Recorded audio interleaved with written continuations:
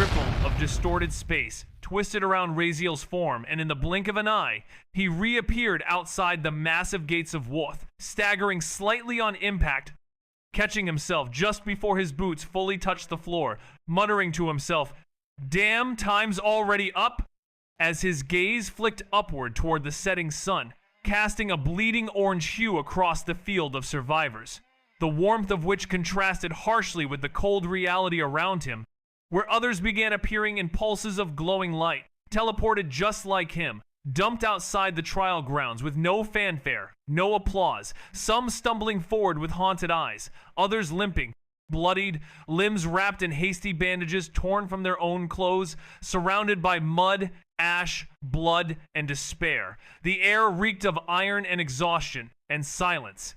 Dead, heavy silence, only broken by murmurs like ghosts lingering in the wind, as Raziel reflected on his own experience, thinking to himself, "I only managed 23 cores!"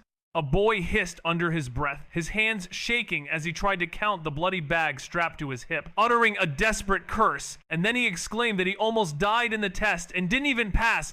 Meanwhile, a panicked girl called out, her voice rising in desperate pitch, asking if anyone had seen her brother, describing him as wearing a red scarf and green shirt, but her search of the crowd yielded no answer. Raziel stood there quietly, observing everything, his eyes catching the trembling lips, the muttered curses, the age, the disbelief, and worst of all, the numb acceptance, as most of the candidates failed, which was expected, given that the test wasn't difficult, but brutal, designed to break even those labeled as genius. And as Raziel exhaled slowly, he watched as another candidate collapsed to their knees beside a tree stump, clutching a torn arm and sobbing quietly, with no one coming to their aid. The scene was one of despair and desperation, with the candidate struggling to come to terms with their failure, and Raziel's calm demeanor only served to highlight the chaos and devastation around him, as the reality of their situation sunk in, and the candidates were left to pick up the pieces and try to make sense of their shattered dreams. He thought that killing a single third-rank beast was already an achievement, one that would earn recognition in a guild or mercenary group, and would likely result in a minimum D rank, maybe even C rank, depending on how clean the kill was. And as he narrowed his eyes at a boy vomiting into the grass, barely able to stand upright, he considered that most people spend years just trying to reach that level of strength, with some only getting there in their late 20s, maybe early 30s if they're lucky, especially if their talent is mediocre. And yet, here stood dozens of youths, most barely past 16, bloodied but alive, each one having taken down at least one third-rank beast, which by normal standards made them monsters in their own right. And he mused that every single one of them had the potential to go far, maybe even rank 4 or 5 if nurtured properly, which was no small feat, and yet they came here willingly, gambling everything. And he glanced at the towering gates, dark and unfeeling, and thought, for what? The advantages of joining the academy, of course, and he clicked his tongue in disapproval, thinking greed, as he pondered the situation, taking in the scene before him, where these young individuals, with their impressive abilities, were willing to risk it all, and he couldn't help but think that it was all driven by a desire for power and advancement, and he looked on, a mixture of emotions, as he tried to understand what made them tick, and what the true cost of their ambition would be. The urge to rise rapidly, the desire to leap over years of hard work and resource starvation, was the driving force behind their decision to come. Despite being aware of the risks, and sadly, some of them didn't survive, with only a third of the monsters being manageable. But when the number increased to 100, it became utterly insane, and he expressed his disbelief, then took a deep breath in and slowly exhaled through his nose, contemplating that some individuals would likely hold the institution responsible for the tragic losses, viewing them as heartless. As he reflected on the dire consequences of their actions and the tremendous challenges that lay ahead, all stemming from the initial ambition to accelerate their progress, which ultimately proved to be a costly and devastating decision, leading to a significant loss of life and a lingering sense of guilt and remorse. As the harsh reality of their situation began to sink in, and the true extent of the devastation became increasingly apparent, with the institution's reputation likely to suffer as a result of the tragic events that unfolded and the lives that were lost in pursuit of rapid advancement, leaving behind a trail of sorrow and regret as the consequences of their actions continued to manifest and the pain of their loss remained, a constant reminder of the risks and the costs of their ambition, and the importance of caution and careful consideration in the face of uncertainty and risk. He reflected on the situation, lamenting that they could have employed better, safer testing methods, given their vast resources, such as simply distributing teleportation tokens, and as he gazed out towards the tower beyond the gates, where spectators watched from their high stands, sipping wine and smiling, he couldn't help but think that they wouldn't change their ways, not because they couldn't, but because they had no reason to, understanding that the cruelty of the test served a purpose, a warning and a filter, realizing that this trial wasn't just a measure of talent, but also a message, one that only those willing to risk their lives belonged inside. And he imagined what the test would look like if it were made safe, with no death, no fear, and no risk. Thinking to himself that if that were the case, the whole world would swarm to it. Every weakling with a dream would show up, and the very idea of it was almost too much to contemplate. In a world where the strong prevail, every hopeful with nothing to lose once thought they had a chance, but now the arena is flooded with the notion that only the worthy will rise, and the blood on the floor ensures that this isn't a place for the faint of heart. It's a proving ground, where the flames of adversity weed out the weak, a forge where only the toughest are refined. And if you can't survive the heat, you're discarded like scrap metal, a cruel yet effective rule that has skyrocketed the quality of participants, eliminating the need for cannon fodder and arrogant fools who waste instructors' time. Now only those confident in their strength dare to step forward. Those who believe they can survive, making everything easier for the institution, with less chaos, manageable numbers, and a strict no-nonsense approach where no sympathy or mercy is shown, only the ruthless rule of survival, and it's in this unforgiving environment that the true warriors are forged, with no room for the weak or the timid, only the bold and the fearless, who are willing to do whatever it takes to emerge victorious in a place where the blood on the floor is a constant reminder of the stakes, and the price of failure is too high to pay, a place where only the strongest will rise, and the rest will be left behind, a true proving ground, where the flames of adversity refine and purify, leaving only the best to emerge, in a world where the strong prevail and the weak are discarded, a world where the ruthless rule of survival is the only law that matters, and the blood on the floor is a testament to the unyielding pursuit of greatness. Raziel surveyed the Colosseum with a dispassionate gaze, his eyes scanning the scattered crowd of survivors, their faces pale, eyes hollow, and some limping or wrapped in bloodied cloth in a feeble attempt to stop the bleeding. A stark contrast to the eager hopefuls who had once stepped inside, now replaced with sobs and pleas for lost companions, names being called out that would never be answered again. As he turned away, his expression unreadable, and made his way slowly towards one of the assessment stations, small desks set at every corner of the massive Colosseum, perhaps 40 or 50 of them, each manned by a solitary instructor, designed to process and verify the results of the trial without wasting time. Efficient, he thought, as the other candidates remained caught in their personal storms, tending wounds, mourning companions, or basking in relief that they had made it through. And reaching one of the desks, Raziel stopped in front of the seated instructor and placed his spatial bag on the table with his left hand, his right arm still injured, blood seeping down his fingers, dripping silently onto the stone floor. The instructor glancing up, narrowing his eyes at the sight of him. A flicker of surprise, perhaps that he hadn't expected Raziel to make it out alive. But he said nothing, silently taking the bag and placing it into a small, square, white container, a cold, clinical selection, as Raziel had initially thought. A process that seemed to prioritize efficiency over empathy, as the instructor's expression remained stoic, devoid of any emotional response to the scene unfolding before him. The pod burst into a soft blue glow, with arcane inscriptions shimmering across its surface. And Raziel's gaze remained fixed on the device, his mind whispering verification pod, a tool that wasn't just for show, as it not only confirmed the authenticity of the bag and tied it to the unique candidate number, but also scanned and counted the monster cores within, automatically and precisely, eliminating the need for manual inspection and the risk of cheating.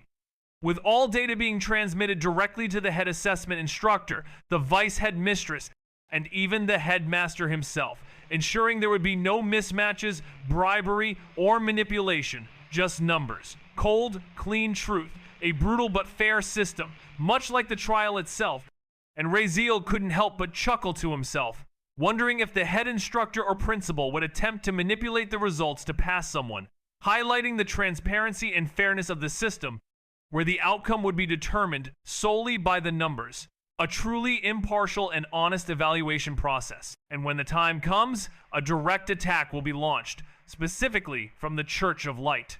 To make matters worse, a certain individual who was previously offended will likely be involved.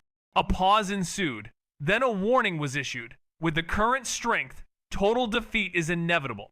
Raziel's lips curved into a faint smile. He didn't even flinch. He acknowledged the warning, raising his eyes to watch the golden banners fluttering high above the arena. The announcement had yet to be made. He reassured Villy in a calm tone, saying not to worry, as everything was already planned. He confidently stated that he would walk out of there unscathed, and no one would dare lay a hand on him. Villy remained unresponsive, at least not with words. The silence was palpable as the tension continued to build. With Raziel's unwavering confidence and the impending doom that was to come, the situation was precarious, to say the least. With the Church of Light and the previously offended individual waiting in the wings, it seemed that a fierce battle was on the horizon. But Raziel remained unfazed. His plan was set in motion, and he was ready to face whatever challenges lay ahead. With his current strength, he was aware of the risks, but he was determined to emerge victorious. The stage was set, and the outcome was far from certain. As the drama continued to unfold, one thing was clear. Raziel was ready for the fight of his life, and he was determined to walk out of the arena unscathed, despite the odds being stacked against him. The system's digital demeanor would have been grim, suspicious, and perhaps even a little scared, if it had a face, because from everything it knew, every scrap of data, every calculation, it simply couldn't see a path forward, as there was no logic to the claim made by the individual. No outlet for escape, no possible scenario where a half-injured person, an outcast flesh from trial, soaked in blood and still weak from overexertion, could survive a direct assault from the Church of Light, much less walk away untouched. And yet, the person in question seemed confident, which made the system want to say that the host was being very arrogant. But then again, he was supposed to be the villain, so the system referred to him as such, and the individual, Raziel, spoke inside his mind, his eyes half-lidded, boredom bleeding through his expression as he sat hunched in a shaded corner of the arena, asking what exactly the Shadow Affinity did and how he was supposed to use it, which was met with a moment of silence. The familiar, emotionless voice of the system echoed back, "Why ask when you already know the answer, host?" And Raziel's eyebrow twitched in response. Before the system continued, "All my authority over affinity-related data is restricted. If you wish to learn about Shadow Affinity and its applications, you must access the system space and consult with the villains.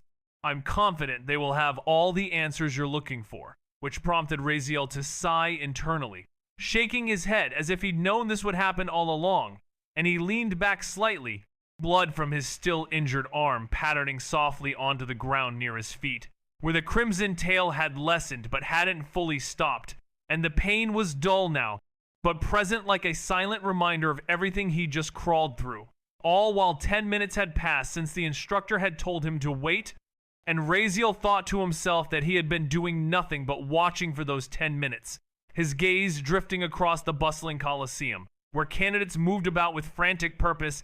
Some were sprinting towards the exits, unwilling to face confirmation of failure. Perhaps they knew they didn't meet the quota, while others were arguing, laughing, or tending to injuries cores were being counted, bags were being returned, and the energy in the air was tense but vibrant in the aftermath of survival.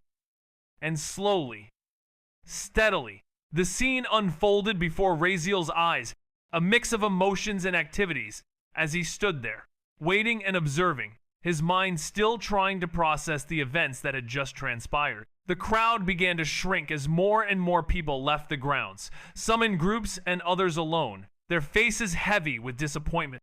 Yet they carried their weight with the kind of silence that only near death could bring, and eventually, the filtering was complete, leaving only those who had passed, a mere 700 candidates scattered in small groups, and despite their injuries and the exhaustion that still weighed down their limbs, most wore quiet smiles. Not born of pride, but of relief and belonging, and the flicker of dreams that felt finally within each, bright futures and glorious prospects, as they were now part of an elite, evident in their expressions, a shared understanding that these individuals would one day become generals, leaders, famed mages, or elite nobles, and the socializing had already begun, with connections being formed and words exchanged with gravity, as they weren't just making friends, but securing alliances for the future, and Raziel observed it all with passive interest, unmoving, thinking to himself that they had already started playing the next game, and he didn't move to join them, preferring to remain detached from the scene unfolding before him. He never would, for he had no need for friendships.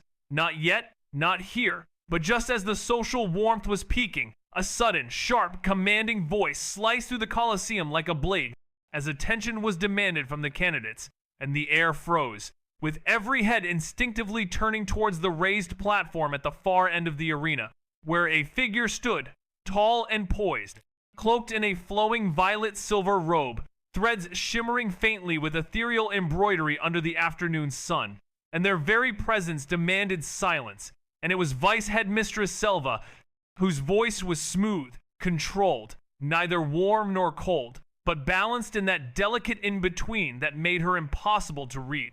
As her gaze swept across the battered survivors below, her sharp silver eyes pausing only for brief seconds on different faces, measuring, weighing, judging, and she began to speak, extending her congratulations and stating that they stood there because they survived, and a beat passed before she continued, saying they earned that survival, not by luck, cheating, or any accident, but by clawing their way through a trial meant to break them, and they didn't break, and it was noticeable that several around them straightened instinctively, as if responding to an unspoken challenge. With Raziel noticing this reaction, his eyes narrowing in observation. As the announcement was made, a surge of pride swelled within the crowd, with some individuals even clenching their fists in exhilaration, for from this moment forward, they were no longer mere wanderers, no longer hopefuls or nameless candidates, but officially students of the esteemed Akan Vale Academy, and a ripple of breath swept through the crowd, accompanied by a few gasps and tears held back, as smiles widened in joy, although one face remained impassive, that of Raziel. While Selva continued, her tone undergoing a slight yet perceptible shift, as she reminded them that the ordeal they had endured was a reflection of the world outside, brutal, unfair, and unforgiving. Yet despite this, they had emerged victorious, and Selva's words took on a slightly sharper edge as she declared that their success was a good indication that they might just be worthy of the resources that were about to be invested in them, a statement that had a noticeable impact, as the last line seemed to sting, causing a few smiles to falter and disappear from faces. Raziel's lips curved slightly, but it wasn't a smile, as he thought to himself, so that's how it is, blunt, honest, unapologetic. The Academy wasn't here to pamper anyone. You were a calculated investment and nothing more. Vice Headmistress let her gaze sweep once more across the small sea of survivors, battered, bloody, but unbroken, standing with pride. Then her voice rang out again, calm, crisp, yet beneath it lay an almost imperceptible weight, like a steel blade wrapped in velvet, stating tomorrow, your formal instruction begins. Murmurs flickered through the crowd, excitement stirring beneath the surface like a restrained tide. But before that, she would like to announce the privileges they'd already earned, rewards granted simply for passing the trial. The air seemed to hold its breath. Every student, regardless of their future results, will receive the following. Her eyes sharpened as she began. 103rd rank elemental cores per month, tailored to their preferred elemental affinity. From rare to common, no exceptions. Gasps erupted. A few candidates couldn't help but exhale sharply. As the weight of her words sank in, the atmosphere was electric with anticipation. The promise of such a reward was almost too much to bear, and the students couldn't help but wonder what other challenges and rewards lay ahead. Their formal instruction was set to begin, and they were ready to face whatever came next. With the privileges they'd earned, they felt a sense of pride and accomplishment, knowing they'd made it this far and were one step closer to achieving their goals. The academy's harsh exterior hid a wealth of opportunities, and the students were eager to seize them. With the elemental cores, they'd have the chance to hone their skills and unlock their true potential. The future was uncertain, but one thing was clear. The students were in for a wild ride, and they were ready to take on whatever the academy threw their way. As the astonishing revelation unfolded, even some of the nobles couldn't help but widen their eyes in utter disbelief. For a commoner, a single rare elemental core could be equivalent to months of wages, and this was indeed wealth and power in its most awe-inspiring, consumable form, with a total of at least 1,000 gold coins, which could sustain a middle-class family for 1,000 months. And to make matters even more extraordinary, there was also free access to the fabled Vault of the Grand Library, containing extensive knowledge across every major magical discipline, including spellcraft, enchantment, alchemy, elemental theory, mana control, cursecraft, summoning, and more, which sparked a ripple of excitement among the students, as knowledge was indeed power, especially for those whose families had never had access to such elite-level theory. And for some, this was even more valuable than gold, not to mention the monthly resource packs, potion sets, mana recovery elixirs, low-tier artifacts, and ritual scrolls, all provided at no cost, which left the crowd in a stunned silence, with eyes flicking sideways and whispers beginning to rise. And, as if all that was not enough, there was also access to training chambers reinforced to withstand Tier 6 magic, which caused even more heads to turn, with some students audibly gasping in amazement, for this was the kind of facility that even major noble houses couldn't afford to construct, leaving everyone in a state of utter bewilderment and astonishment. In a rather astonishing turn of events, it was announced that one-on-one evaluation sessions with advanced instructors would be held every 2 months, alongside medical care at no charge, including limb or organ growth up to Tier 3 loss, which left some students, like the single injured student sitting near the front, dropping to his knees, covering his face with a trembling hand, utterly speechless. The Academy's generosity seemed to know no bounds, with perks such as free meals, housing, uniforms, and clothing tailored specifically to mana compatibility, which had some students nodding in disbelief, as if trying to convince themselves this was real, particularly the more scholarly students whose eyes lit up like stars as they contemplated the full education coverage, comprising combat theory, history of mana, beast lore, noble etiquette, war strategy, and magical ethics. However, it was the next words that truly froze even the most jaded of hearts, as it was revealed that not only the students, but also their immediate families, if applicable, would be placed under the direct protection of the Academy, with their housing, education, and safety guaranteed, prompting a wave of stunned silence to blanket the arena, before it eventually broke, leaving everyone reeling from the sheer magnitude of the announcement. Gasps filled the air as some students clutched each other, overcome with emotion, with one girl falling to her knees, sobbing quietly, repeatedly whispering the words, "My brother. He'll be safe now." Even a few noble-born individuals tilted their heads in grudging approval, while some others clapped softly, respectfully, as the weight of what they had gained began to sink in, already eclipsing their imagination. And this was it. This was why people gambled their lives for Aikenvale. and they hadn't even fully stepped into the academy yet, and Selva gave them a moment to breathe, to let the storm of gratitude run its course, before she raised a single hand, and silence returned like a curtain falling, as she began to explain, yes, these are your baseline rights, compulsory benefits you receive just for surviving, regardless of your background, regardless of your power level, these are yours.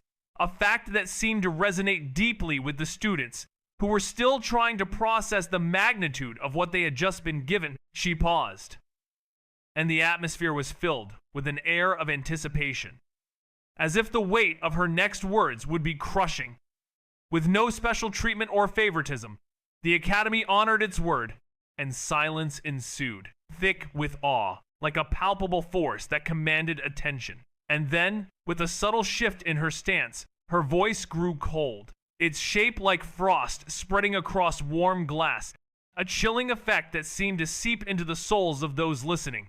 Meanwhile, a silent chuckle echoed in someone's mind, a dismissive thought about the politicians, but the words that followed were like thunder, shaking the very foundations of the room as she spoke. If any of you believe this is not enough, if you greed, you hunger, your ambition still claws at your chest. Her head tilted slightly, her expression unreadable, a mask of calmness, and then she spoke again, her words a call to action. Then work for more. She shrugged, as if it was the most natural thing in the world. Become stronger. Climb faster. The words hung in the air. A challenge. A gauntlet thrown. A reminder that the only way to succeed was to strive for more, to push beyond the limits, to become more than what you currently are. And the silence that followed was like a spark waiting to ignite the flames of ambition, of greed, of hunger that burned within those who listened. A cackling energy pulsed through the air, now changed and electric, as the announcement was made, leaving everyone in a state of shock and awe, with some students clenching their fists and others breathing rapidly, while one boy near the back whispered in excitement, "That's what I'm talking about." As the path forward was revealed to be open to all, with contribution points determining the outcome, and from tomorrow, instructors would explain how to earn them through various means, such as missions, academic excellence, research, combat merit, or service to the Academy, offering endless opportunities to rise, with the final words falling like a challenge branded into the air itself. There is no cap, no ceiling. Take as much as you can carry, which ignited a sense of limitless possibility, and one individual, Raziel, yawned, seemingly unfazed, yet aware that manipulation had already begun, while another, Selva, rose to deliver a final decree, this time laced with a note of challenge that sparked the battlefield instincts in every soul present, declaring that a Convale Academy was open to every advantage one could take, setting the stage for a journey of unbridled ambition and competition. In a dramatic display of authority, Vice Headmistress Selva raised a single hand, her gesture exuding grace and composure, as the magical sigils hovering above the stage flickered and then dimmed in a soft pulse of fading light, like a gentle whisper that commanded silence, not forced, but natural, as if the entire Colosseum held its breath in anticipation.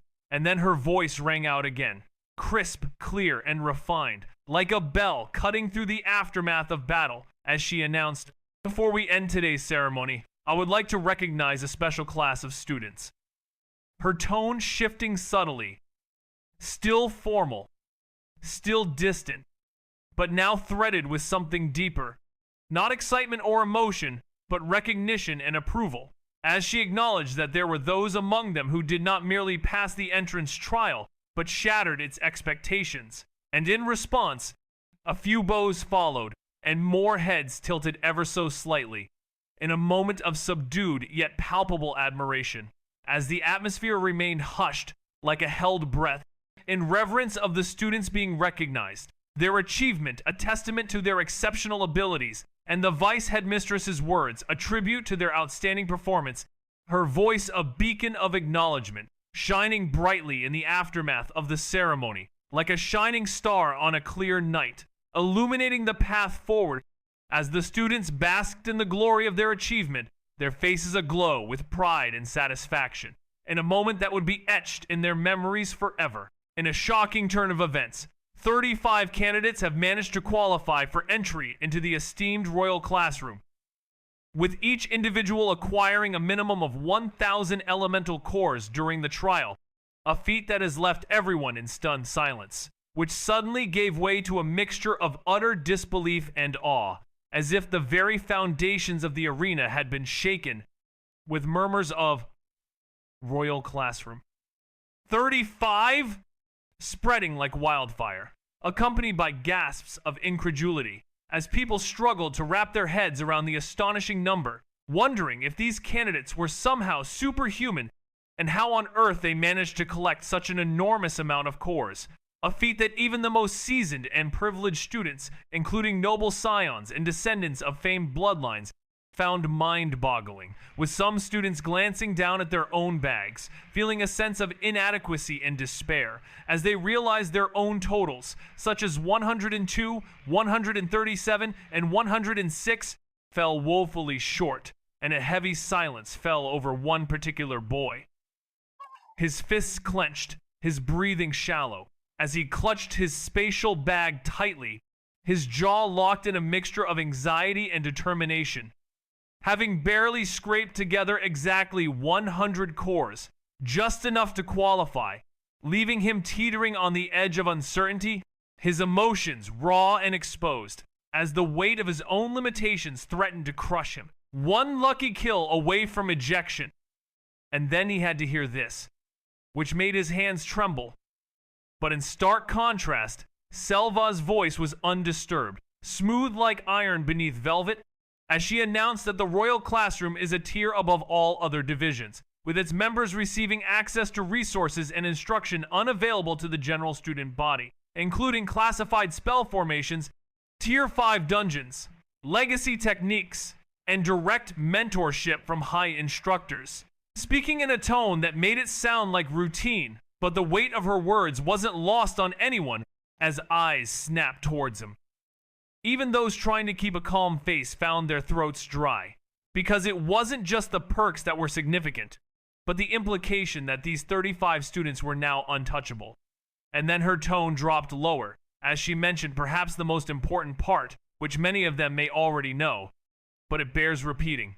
Her gaze sweeping across the stunned crowd, neither gloating nor kind, simply truthful, as she revealed that the Royal Classroom does not follow the standard 8-year progression, with no fixed grade levels and no year-by-year advancement. All students, from first year to fourth year or even 8th, studied side by side in the same hall, where a few students exhaled audibly and one even muttered something under their breath, trying not to look too rattled, as Selva didn't pause, and instead let the truth hang in the air like a guillotine blade suspended, stating that if you're strong enough and your contribution points are high enough, you can graduate in 1 year, a fact that no one laughed at because they knew what graduation from a convale meant, a status that no family name or noble blood could ever match. And among the crowd, postures had changed. The air was heavy but more focused, as students gulped not from fear but from reality setting in, realizing that there would be no easing into greatness, and Selva allowed the tension to settle before continuing. Her words leaving a profound impact on the students, who were now more determined than ever as the atmosphere in the hall became increasingly intense, with every student aware of the challenges that lay ahead and the significance of graduating from such a prestigious institution. And now, the students were on the verge of embarking on a journey that would test their strength, courage, and determination as they strive to achieve the ultimate goal of graduating from a convale in just 1 year. The voice sharpened again, slicing through the dense fog of anticipation that had settled over the crowd, as the top 3 achievers among this elite group were about to be revealed, and the atmosphere tightened like a coiled spring, with dozens of gazes snapping to attention, some students subtly straightening their backs, while off to the side, away from the noise and shifting stares, a figure watched, silent and unreadable, already aware of the names that were about to be announced.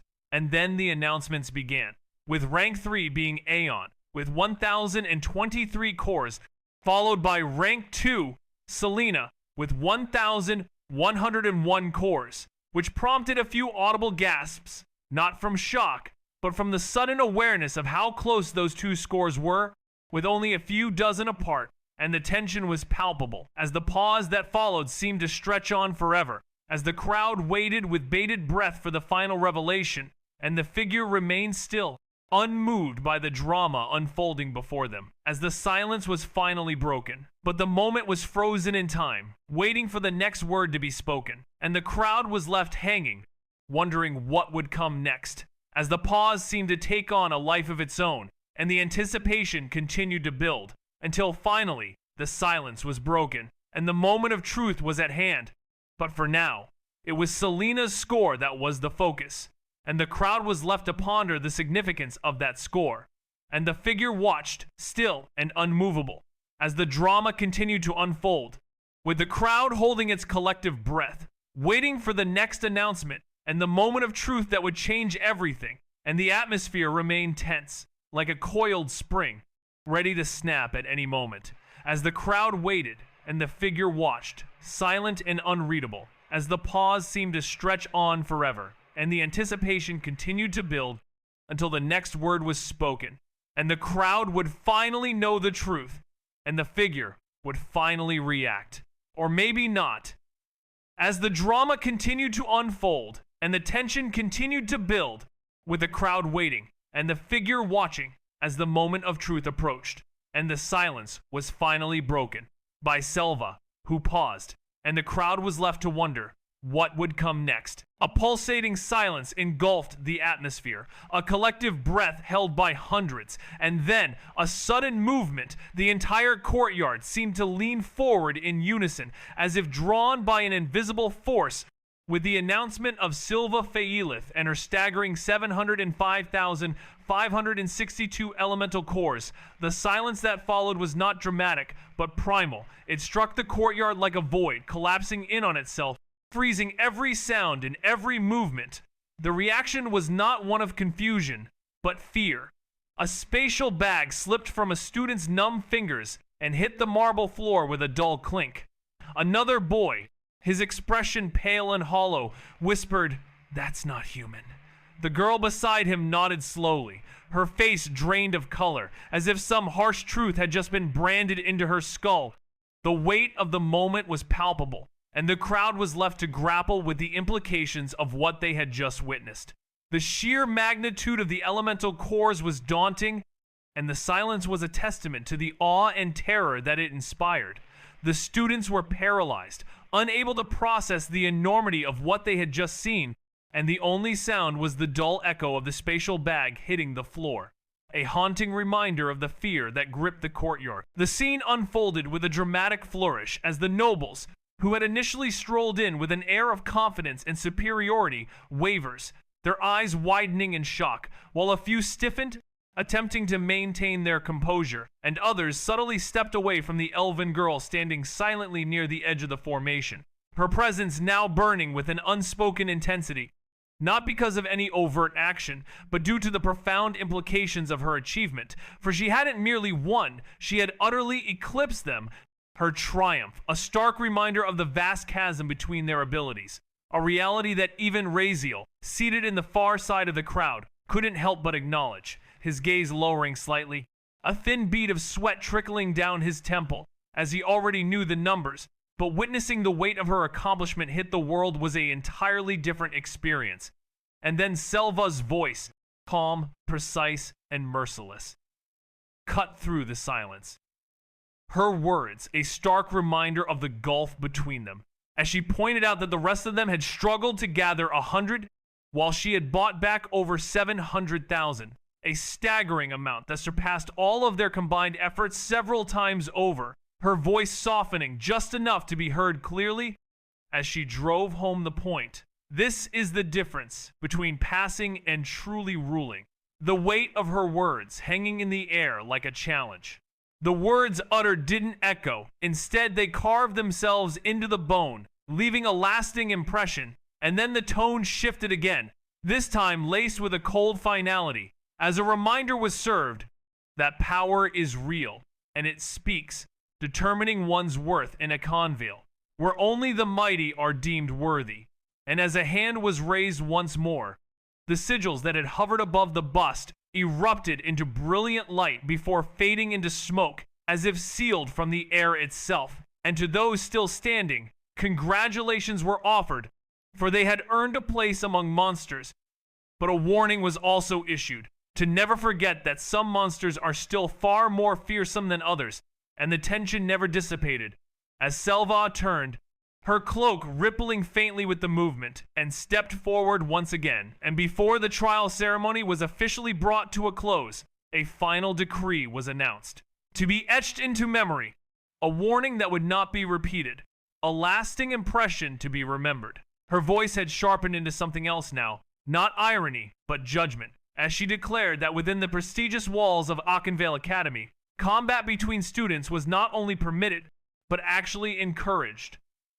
The words rippling through the crowd like thunder wrapped in silence, allowing students the freedom to challenge, to scheme, to duel, to humiliate, and even to break bones if they so desired, prompting some students to suck in quiet breaths, while others let out low chuckles, their emotions a mix of nervousness and thrill, though it was impossible to tell, as the atmosphere was electric with anticipation, and the warning was clear. No instructor would intervene, no hand would protect them, for in this academy, conflict was an integral part of the curriculum, and strength was a privilege, a fact that was driven home by her pause, as she stopped speaking, leaving the weight of her words to sink in, the silence that followed a testament to the gravity of the world she had described. A heartbeat echoed, followed by another, but the serene atmosphere was abruptly shattered as a voice sliced through the air like a blade falling from the sky, proclaiming a single, unyielding truth. Within the Academy's walls, there existed one absolute, inviolable line. Killing was strictly forbidden. A rule that could not be broken, not even once, lest one face the ultimate consequence. For to violate this sacred law would result in not facing trial, but in being erased, obliterated, regardless of one's background, family, or name. A principle etched in stone, unyielding and unrelenting. As the gaze swept across the sea of faces, reiterating that everything else was permissible, that the only constant was the ruthless, unwavering law of the land. And then, in a quiet, measured tone, yet with each syllable ringing out like scripture, the voice continued, articulating a fundamental tenet. Power is privilege, a notion that governed the dynamics of the academy, where the strong took what they desired, and the weak served.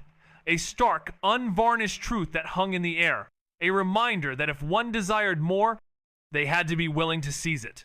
Inside a world of unyielding ambition, respect is not earned, it's seized. And the only language that holds sway is that of strength, a mantra that echoes through the hallowed halls of a prestigious institution, where the strong rise and the weak falter, as a figure of authority lowers their hand, signaling the end of an era, and with a final, resounding welcome to Akenvale. The students are bid farewell, their families and friends surrounding them for what may be the last time, as they're instructed to report to the academy gates the following morning.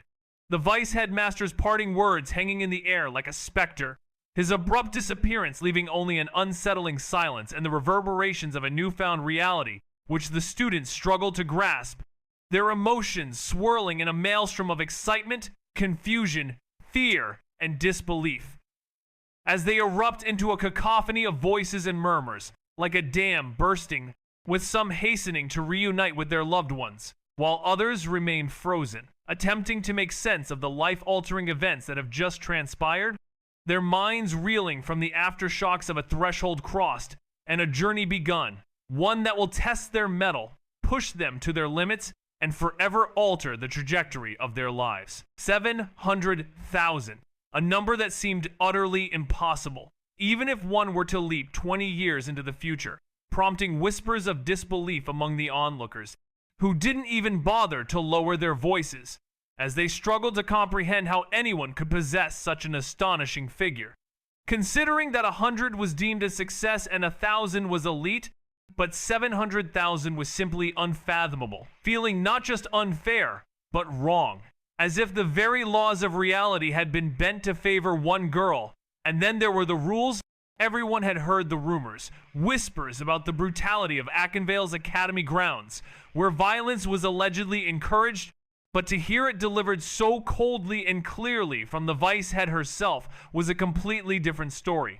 The pressure settling like a storm cloud over the field, a weight that refused to lift even after she left, leaving behind a sense of incredulity and unease that lingered in the air, as people couldn't help but wonder if she had cheated or if she was somehow a divine ace, because there was no other explanation for such an incredible number, and the atmosphere remained tense, heavy with the implication that something was amiss, that the rules had been broken, or perhaps bent to accommodate this extraordinary individual, whose presence seemed to defy the norms of reality, leaving everyone to ponder the mystery of her achievement and the unsettling feeling that the laws of reality had been twisted to favor her, a feeling that persisted long after the initial shock had begun to wear off.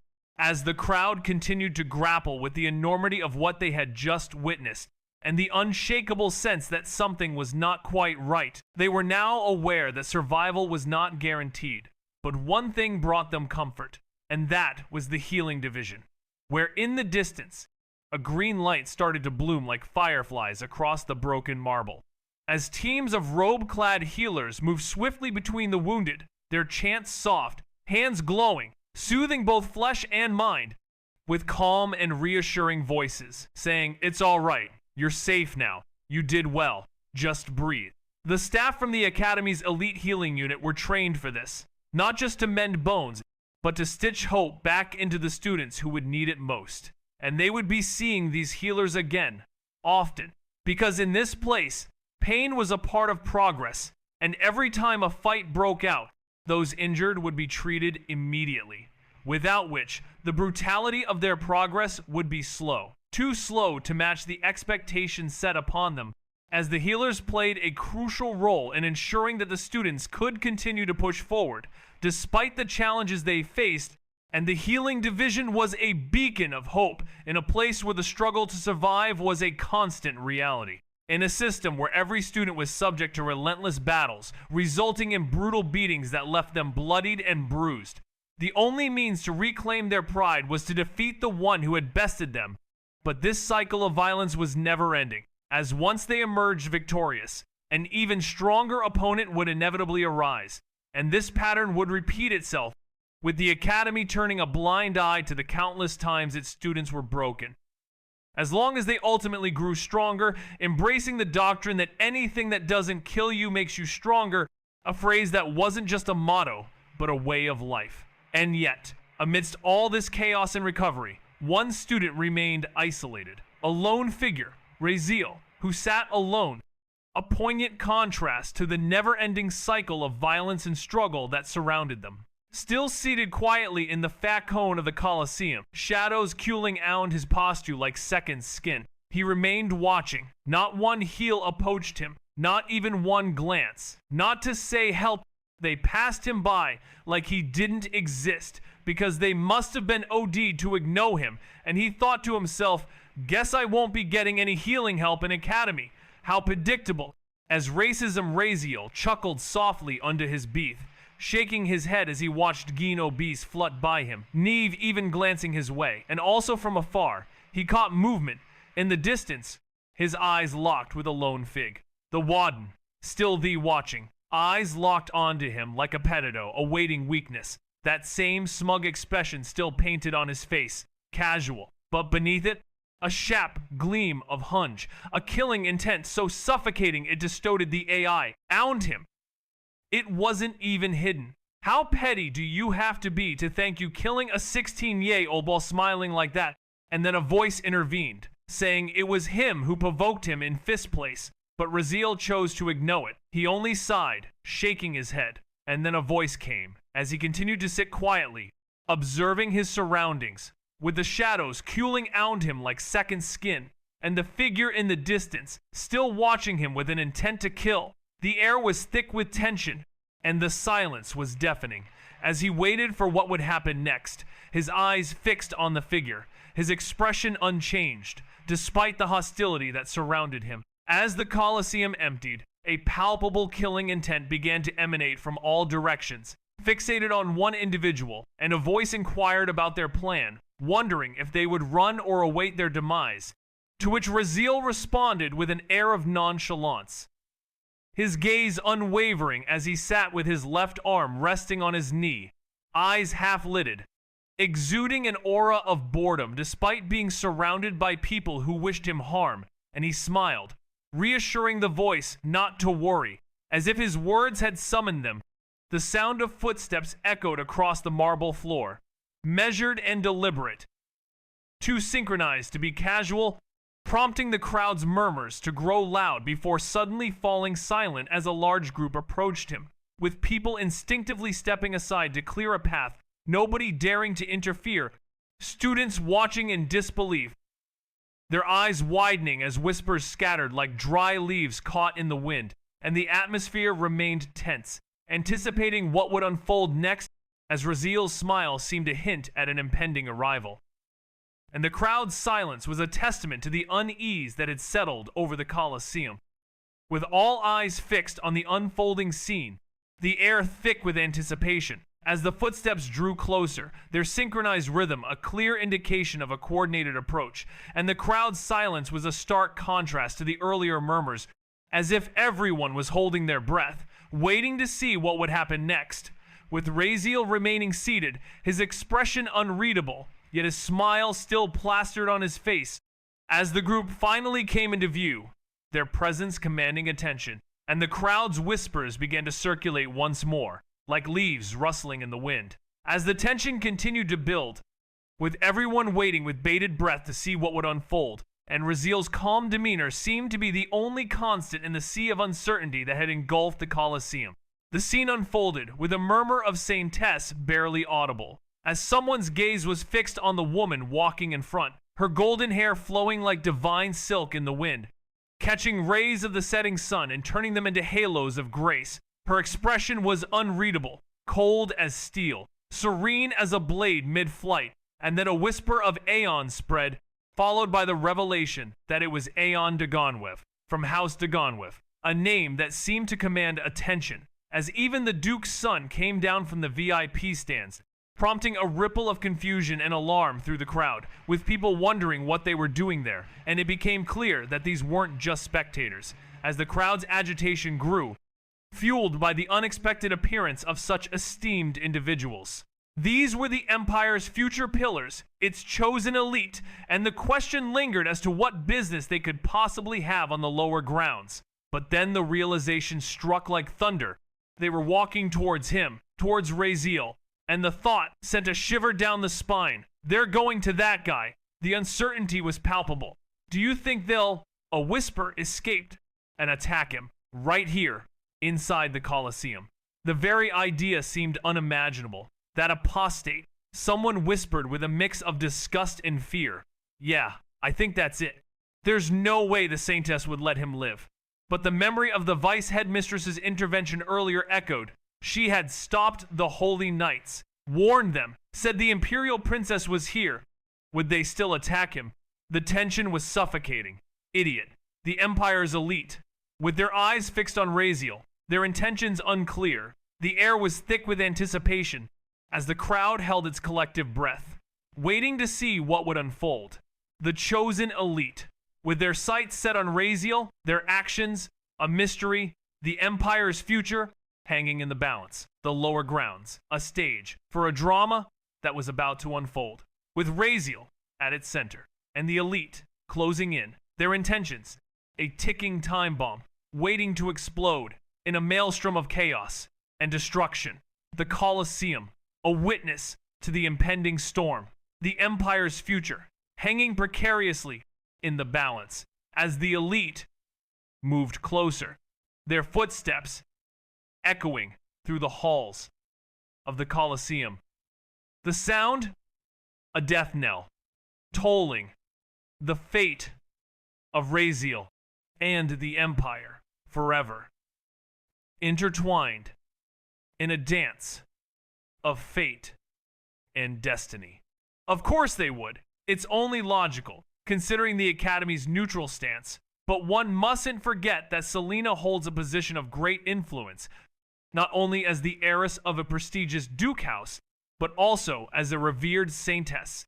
And Aeon, the future duke of House Dagonwev, one of the strongest factions within the empire, their combined power is a force to be reckoned with. Even the imperial princess wouldn't dare to stand in their way. Thus, the academy has no choice but to acquiesce to their demands. Yet, one can't help but wonder, why not wait until he leaves the grounds?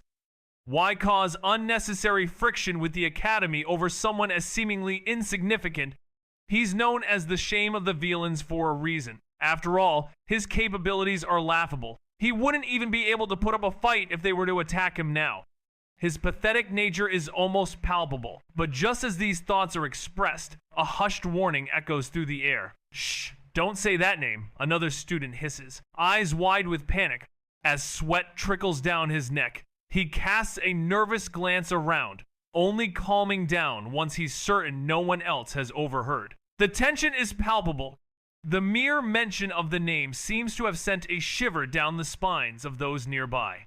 He's wondering if someone wants to disappear. And it's mentioned that a certain individual is no longer part of a prominent family. And if anyone were to find out, it would be perceived as disrespecting that family, and then there's a pause, as it's considered that if this person is still present, it would mean they have passed some kind of trial, which seems impossible, and there's a tone of disbelief, as it's thought that someone of their nature couldn't possibly have succeeded. But doubt has already begun to creep in, and soon dozens, then hundreds of hushed voices are speculating, forming a complex web of theories, each one more absurd than the last, with fears, denials, and uncertainties swirling about, much like maggots feeding on a decaying corpse of certainty. And amidst all this chaos, one figure remains still, unmoving, until suddenly they rise. Doing so in a calm and slow manner, he stepped forward, 1 foot ahead, then stopped, his gaze steady, as if the weight of the world on his shoulders was nothing more than air, with two sides standing a breath's distance apart, no more than 2 steps separating him from the approaching storm, Aeon and Selena. Behind them, a disciplined procession of nearly 80 elite students, each one of whom had passed the trial, each one deadly, stood in perfect silence, their expressions unreadable, waiting for whatever judgment the two at the front had come to deliver. Further back, the Holy Knights remained frozen in place, held at bay by the Saintess's direct command. They didn't like it. Their hands twitched against their weapons. Every instinct screamed at them to move, to protect their divine vessel from that abomination. But they didn't, because she had ordered them not to. That piece of blasphemy was standing before the Saintess, and they couldn't move. Their jaws clenched. Their pride bled, but they obeyed. Aeon stared at Raziel, his lips parted slightly, but no words came. The weight of the moment hung in the air as the two sides stood there, waiting for something to happen. The tension was palpable. The Holy Knights were torn between their loyalty to the Saintess and their desire to protect her. But they remained still, frozen in place, awaiting the outcome of the standoff. Aeon's gaze remained fixed on Raziel, his expression unreadable, as the silence stretched out. The only sound, the quiet breathing of the assembled crowd. The anticipation was building. Something was about to happen, but what, only time would tell. The scene was set. The players were in place. All that was left was for the drama to unfold, and it would, soon enough. As the silence finally broke, and the words that had been unspoken for so long were finally uttered, the consequences of which would change everything, forever. His brows furrowed, and something flickered behind his eyes, a mix of conflict, doubt, and hesitation, as the image of the Dagon spirit resurfaced in his mind, with the words the spirit spoke echoing repeatedly inside his head, talking about a certain someone, describing them as a heroic figure, a passionate and generous person, but also someone who is too stubborn to admit it. And amidst all the thoughts and emotions, he almost had the illusion that the Dagon spirit liked this person, but in the end, he didn't know what to believe anymore. And beside him, Selena stood silently, her gaze lingering not on the person's face, but on their arm, their right arm, which was completely ruined, disfigured, and charred beyond recognition, with a bite wound inhumanly large that tore through flesh and sinew, and blood still dripped freely despite the white handkerchief tied tightly over it, now dyed entirely red. Raziel remained utterly unfazed, not even batting an eyelid, as if the arm in question didn't belong to him, or he was completely numb to the pain. His stoic demeanor was quite perplexing. Meanwhile, Selena's golden eyes narrowed, but her face was a mask of calmness, devoid of any emotion, no pity, no disgust, or any other feeling. She simply stood there, serene and unreadable, yet somehow fully present, as if she was carefully measuring something. Then Raziel finally looked up. Their eyes met, and in that instant, a smile began to spread across his face, a smile that seemed to embody sin itself, blooming effortlessly, instinctively and naturally, across his lips. It wasn't forced, nor was it intentional, but rather a genuine, spontaneous expression. One that was undeniably dangerous, charming, and beautifully villainous. A smile that perfectly captured the essence of a villain, leaving a lasting impression, one that was impossible to ignore or forget. He couldn't help but smile. It was just a result of his natural talent, and he couldn't hide it even if he tried, as his expression was simply a reflex. And Raziel came to a sudden halt, his gaze slowly settling on the two figures standing ahead, the protagonist and the heroine, and a calm smile tugged at his lips, noble yet unreadable, the kind that concealed far more than it showed. And his plan was dangerous, risky even by his standards. But it would work. It had to work. Just as he lifted one foot to move, ready to initiate the sequence, an arm uninvited wrapped itself around his shoulder from the side. And Raziel's body froze mid-step, and a soft, cheerful voice came along with it, saying, "Hey, friends, you didn't miss me."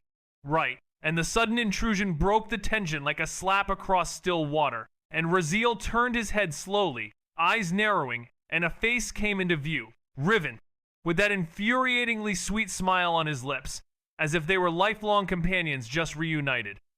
And that same friendly grin, teeth gleaming as if nothing in this world could ever bother him. The divine clown, the trickster, the comic relief of this world. And without waiting for a reply, he lifted his left arm, his only good one, and shoved Riven's arm off his shoulder like one would brush off an insect, and his eyes, however, drifted downward. A subtle shift in expression, just the flicker of realization, crossed his face, but he, as always, didn't mind. He just kept smiling, his eyes twinkling with mischief that almost seemed genuine. Almost, as he said, "Come on now, that's no way to treat someone who has no evil intentions toward you, yet." But suddenly he shifted his gaze to the arm, the right arm, still clenched in blood, dripping onto the marble like a ticking clock of mortality. And Riven blinked once, then dramatically covered his mouth in mock shock. "Fiend, you're injured. Don't you feel pain? And no one's healed you yet."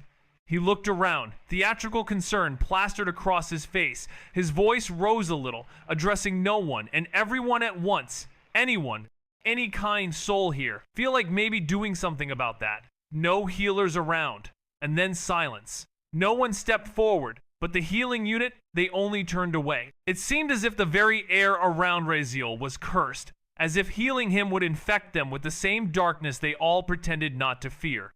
And this was evident in the way everyone around him was reacting, or rather, not reacting, for Riven turned his head next towards the large group of elites standing behind Selena and Aeon, and they just stared, unmoving, like frozen statues carved from resentment and disdain.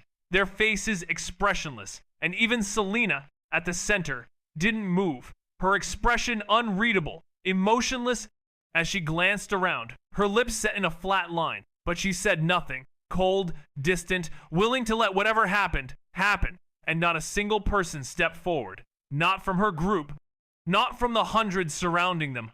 Only cold, unmoving stares met Raziel, judgmental, condemning, distant, as if he wasn't a wounded person, but an abomination, a smudge on their perfect world. And Riven's smile didn't falter. If anything, it grew warmer, as he looked at the church's people within the group next. Surely the faithful would not let a wounded soul suffer, right? He asked sweetly, his tone laced with bared irony, his head tilted with feigned innocence, lips curled into that same damnably kind smile as he raised his eyebrows at them, as if inviting a moral display, his gaze seemingly asking them to step forward and show some compassion. But still, no one moved. The silence and inaction were deafening, and Riven's smile seemed to grow even wider, as if he was enjoying the awkwardness of the situation and the hypocrisy of those who claimed to be good and just, but were failing to act accordingly, their inaction speaking louder than any words, and Riven's eyes seemed to be sparkling with a knowing glint, as if he could see right through them and their pretended piety, and was calling them out on it, without saying a word, just with that one piercing and damning smile. As the situation unfolded, a sense of unease settled in, until finally, one figure emerged from the crowd, their expression a twisted mix of disgust, rage, holy conviction, and moral superiority, a potent blend that seemed to radiate an aura of hatred. And it was clear that this individual, Nyla, had reached a boiling point. As she gazed at Raziel with a look that seemed to regard him as something vile and contemptible, her voice rising in a scathing tone as she declared that no one helps monsters like him, emphasizing that they have every right to choose who receives their blessings. Her eyes locking onto Raziel's side profile with an unblinking, burning intensity filled with hatred, and as she turned her attention to another figure, her voice took on a rising tone, filled with disdain, as she callously stated that he can die for all she cares, and that the Empire would be better off without him. Her words echoing with a sense of malice, as she hoped he would suffer, her lip curling in a sneer as her gaze met Raziel's bloody figure, the sentiment being that she hoped he would die a painful death, her words hanging in the air like fire crackling in dry wood. And the silence that followed was colder than frost, with no one speaking out, no one stopping her. The atmosphere heavy with tension. She stood there silently, eyes half-lidded, cold and unfazed, not even batting an eye, while he gazed briefly at her companion, simply watching without judgment or approval, letting them do as they pleased, and then Riven looked from them to the other figure, spreading his arms out in theatrical acceptance, as if announcing a cosmic joke, and said with that ever-pleasant smile, tilting his head as he turned his face back toward him, "I guess everyone hates you, fiend." The words said lightly, like a passing joke, but they hit harder than any insult, and he stared back at Riven, his expression unreadable for a moment, but only for a moment, before his blood boiled inside, thinking to himself, who the fuck made this guy a god?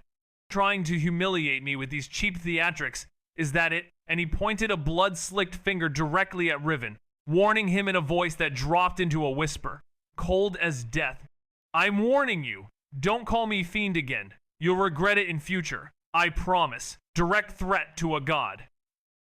And maybe this looked like mindless behavior, but Raziel was aware of how his outburst might be perceived, thinking to himself, this isn't mindless behavior. I know exactly what I'm doing. I know exactly what he is. His gaze boring into Riven's eyes. Gods don't need reasons, after all. If they want someone dead, that person dies. It's as simple as that. First meeting, first breath gone, no explanations needed. But if they let someone live, then there's a purpose behind it, a reason they haven't erased them yet. And Raziel's pulse was steady, his breathing calm. And the fact that he's standing there alive means only one thing. Riven doesn't want him dead. Riven just grinned wide, showing his teeth like a predator, pretending to be playful, but didn't say anything. But Raziel wasn't done. He turned his head sharply, eyes burning now as they landed on the priestess, and he said, his tone dropping several shades colder, fingers shifting from Riven to Nyla, did he ask for her help?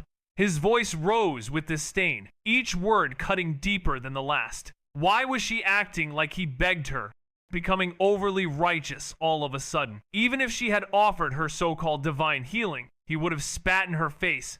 He took one step forward, gaze unflinching as it met Nyla's. he didn't want help, especially not from any of them. His words were laced with contempt, and his eyes seemed to bore into her soul, as if daring her to try and help him anyway. Raziel's demeanor was one of fierce independence, and he made it clear that he wouldn't accept any kind of assistance from those around him. His pride and self-reliance were palpable, and it seemed that he would rather die than owe anyone anything. The air was thick with tension as he stood there. His eyes locked on Nyla, his jaw set in defiance, and his heart full of scorn for those who would try to help him. His lips curled downward. The disgust on his face was raw, unfiltered, and venomous, as he proclaimed to the crowd, "You all disgust me." His eyes sweeping across the crowd behind him, taking in each person, each face, his expression unwavering as he declared, "I'd rather die than be touched by any one of you." His words hanging in the air like a challenge, and the crowd responded with a wave of muttering that rippled through the spectators. A few flinching, others scowling, but he didn't blink, didn't even breathe heavily. His icy, noble detachment evident in every word, a demeanor that came from someone who'd already burned everything behind him. And Nyla's face darkened, her expression twisting in anger. For a split second, she actually looked like she might attack, her foot shifting forward, her hand curling into a fist, but she was stopped by Selena, who hadn't said a word, simply raising a hand and placing it calmly on Nyla's arm.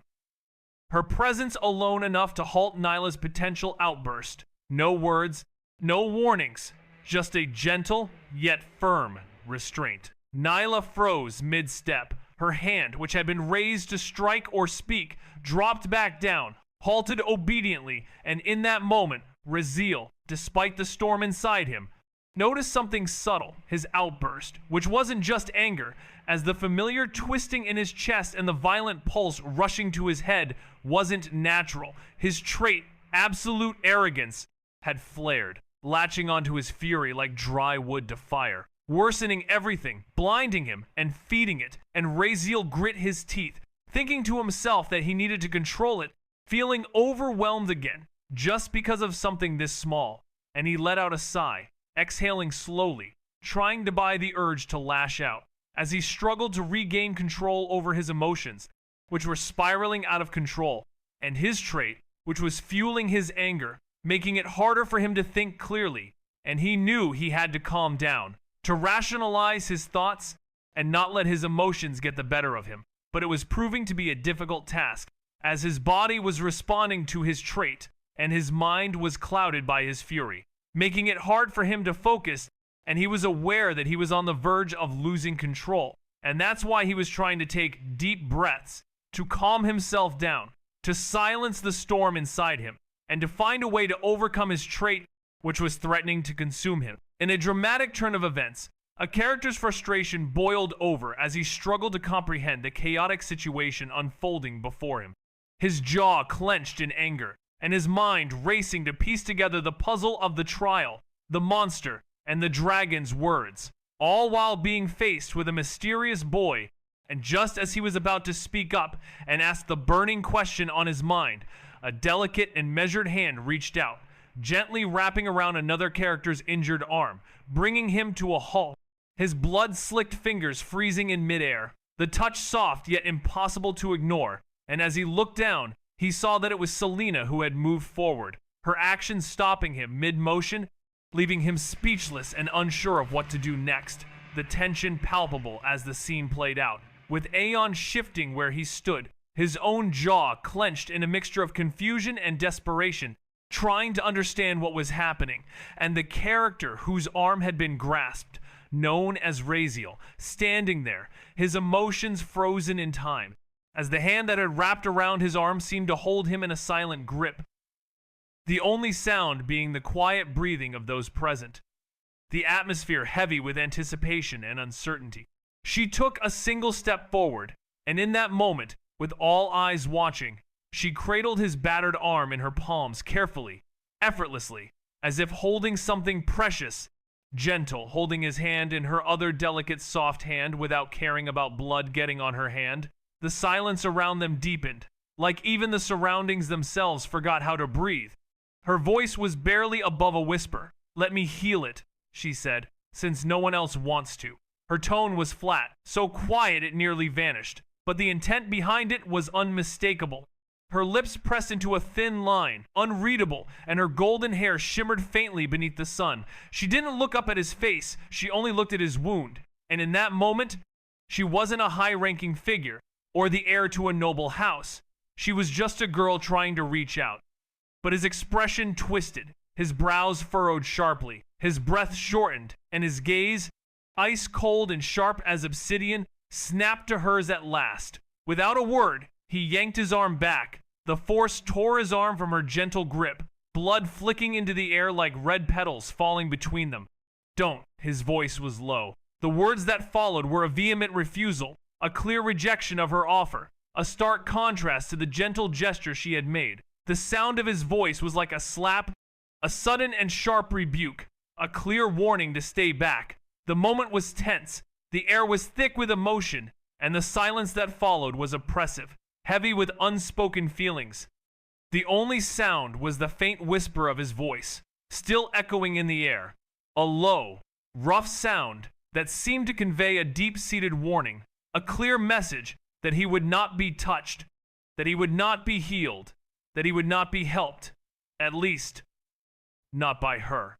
He was controlled, but beneath the surface, a fury was barely caged, edged with a pain that wasn't physical, a pain that had been simmering from the beginning, as he hadn't spared her a single glance, not once.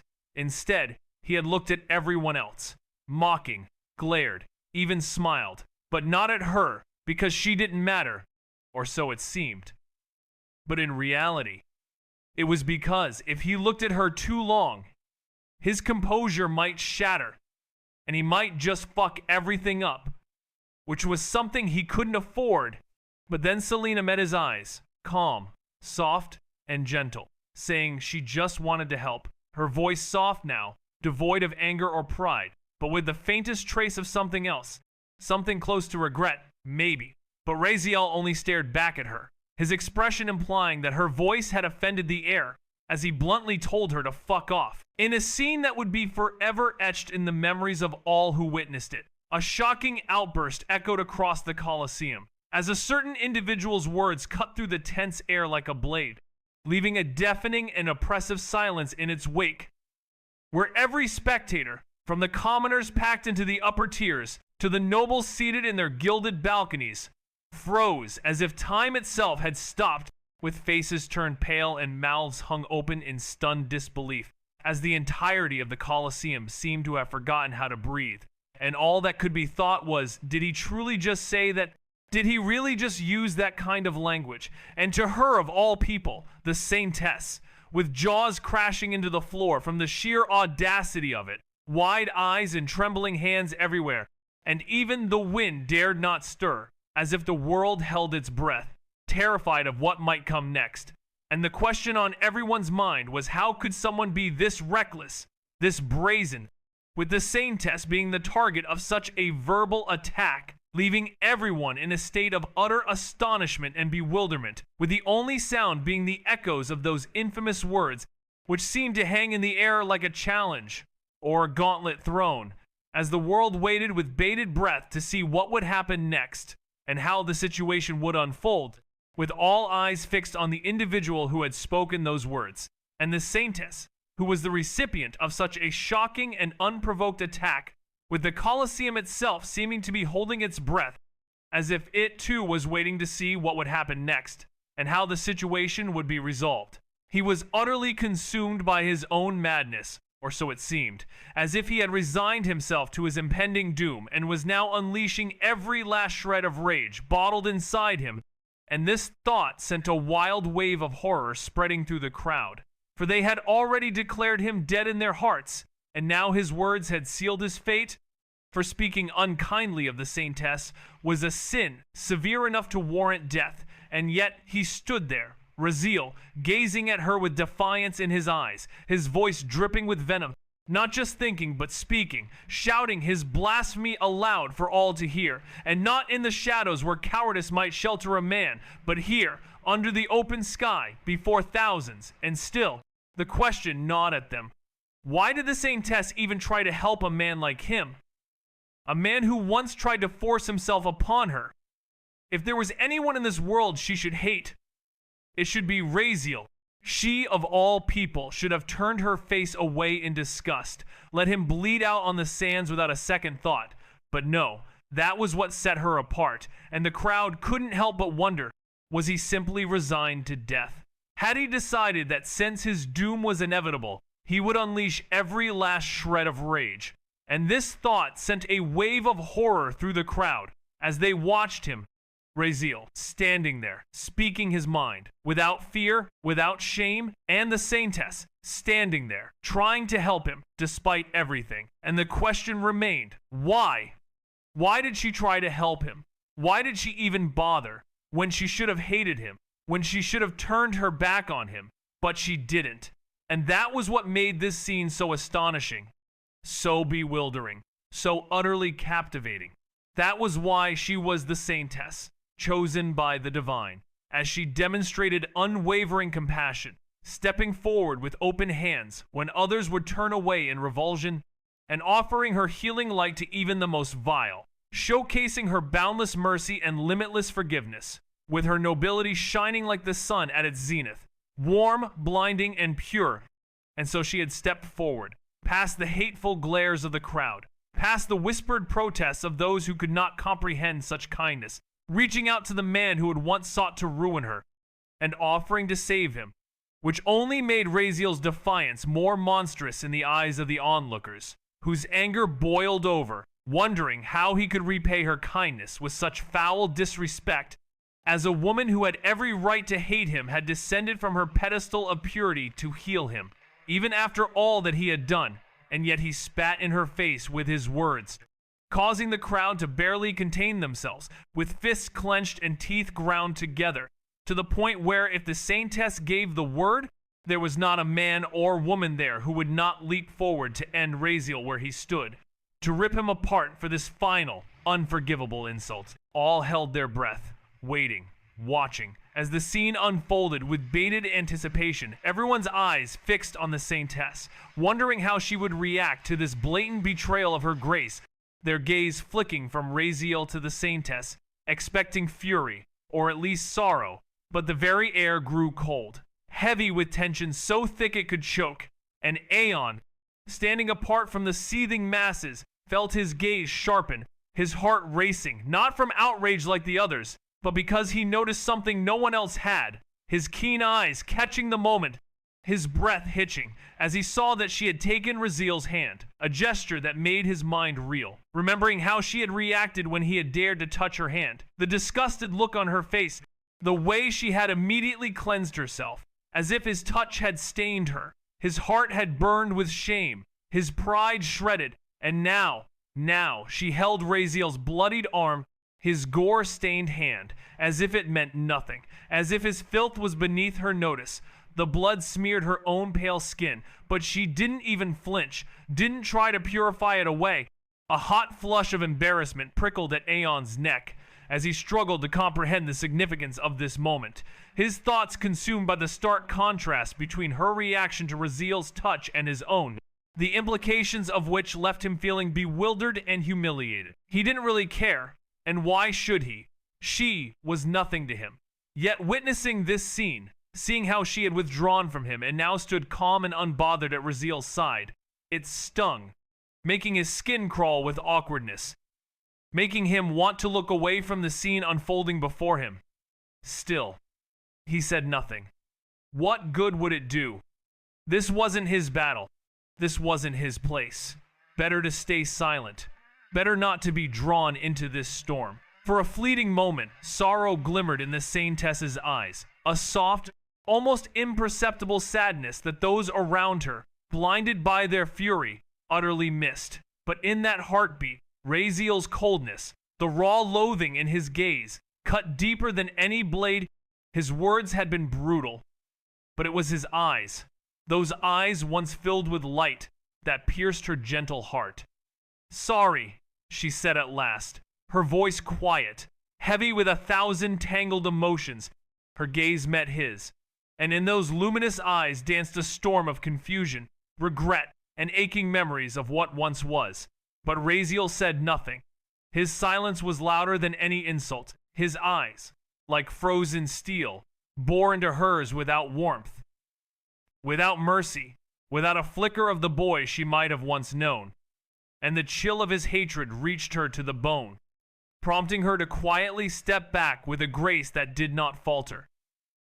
As if the warmth she had tried to offer him was suddenly drained away, vanishing like the sun swallowed by storm clouds, and the radiance that made her the saintess seemed to dim, even if just for a breath, as she retreated without another word, returning to Aeon's side, with the weight of her grief following her like a silent shadow, unseen but heavy upon her shoulders. And Aeon stood dumbfounded, his thoughts swirling in confusion, his eyes darting to her clenched fist, her slender fingers trembling ever so slightly. The blood of Raziel still stained her palms, and though purification was but a thought away for her, she had not cleansed it. The blood remained, dark against her pale skin, a reminder of the moment she reached out and how bitterly she had been rejected. And Aeon wondered why she had apologized, the question flashing across his mind like lightning.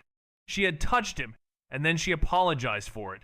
His heart beating uncomfortably fast, his mind filled with unspoken questions as he stared at her clenched hands and the sadness she tried so hard to conceal. The saintess had always been strong, unshaken, yet now her demeanor was different, and Aeon's confusion deepened, his thoughts tangled in a web of uncertainty as he struggled to understand the complexities of her emotions and the reasons behind her actions. And the saintess, once a beacon of hope and strength, now seemed fragile. Her usual composure cracked, revealing a glimpse of the pain and sorrow she had been carrying, and Aeon's heart went out to her, his feelings a mix of concern and confusion as he tried to make sense of the situation and the emotions that swirled around them. Like a stormy sea, with no calm in sight, she trembled, overcome with emotion, as she gazed upon the changed figure before her, her eyes closing for a brief moment as memories of the past flooded her mind, reminiscing about the warmth that once radiated from his eyes, a light that had stirred her heart with unparalleled kindness, now nothing but a distant memory, snuffed out, leaving an unbridgeable chasm. And as her eyes reopened, they were met with an empty, emotionless stare, his face a serene and unreadable mask, concealing the turmoil that churned within. The crowd, still ablaze with anger, stood poised, ready to surge forward and eradicate the perceived blasphemy, even if it meant sacrificing their own lives. But confusion began to spread like wildfire as they struggled to comprehend the saintess's apology, questioning whether it was warranted.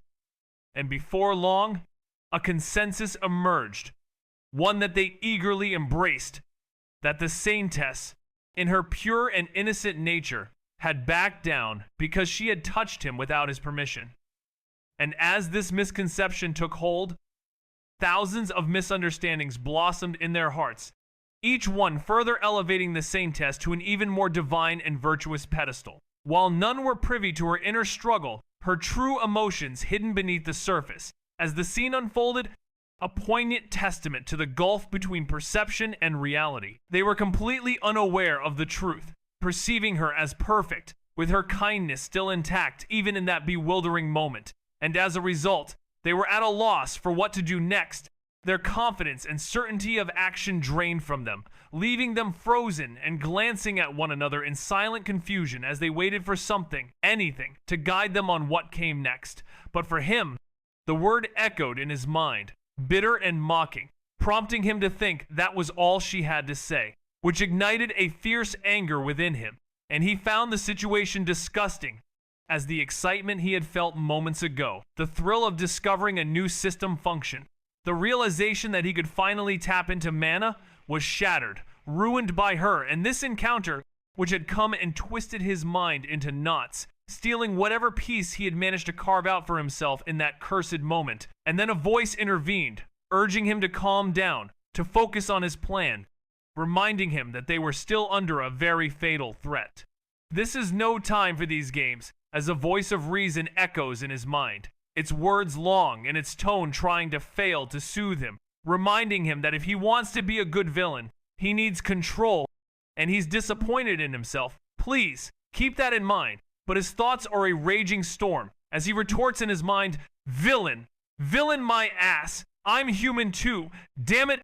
I have feelings. I have rage. I'll say what I want, to whoever I want, whenever I damn well feel like it.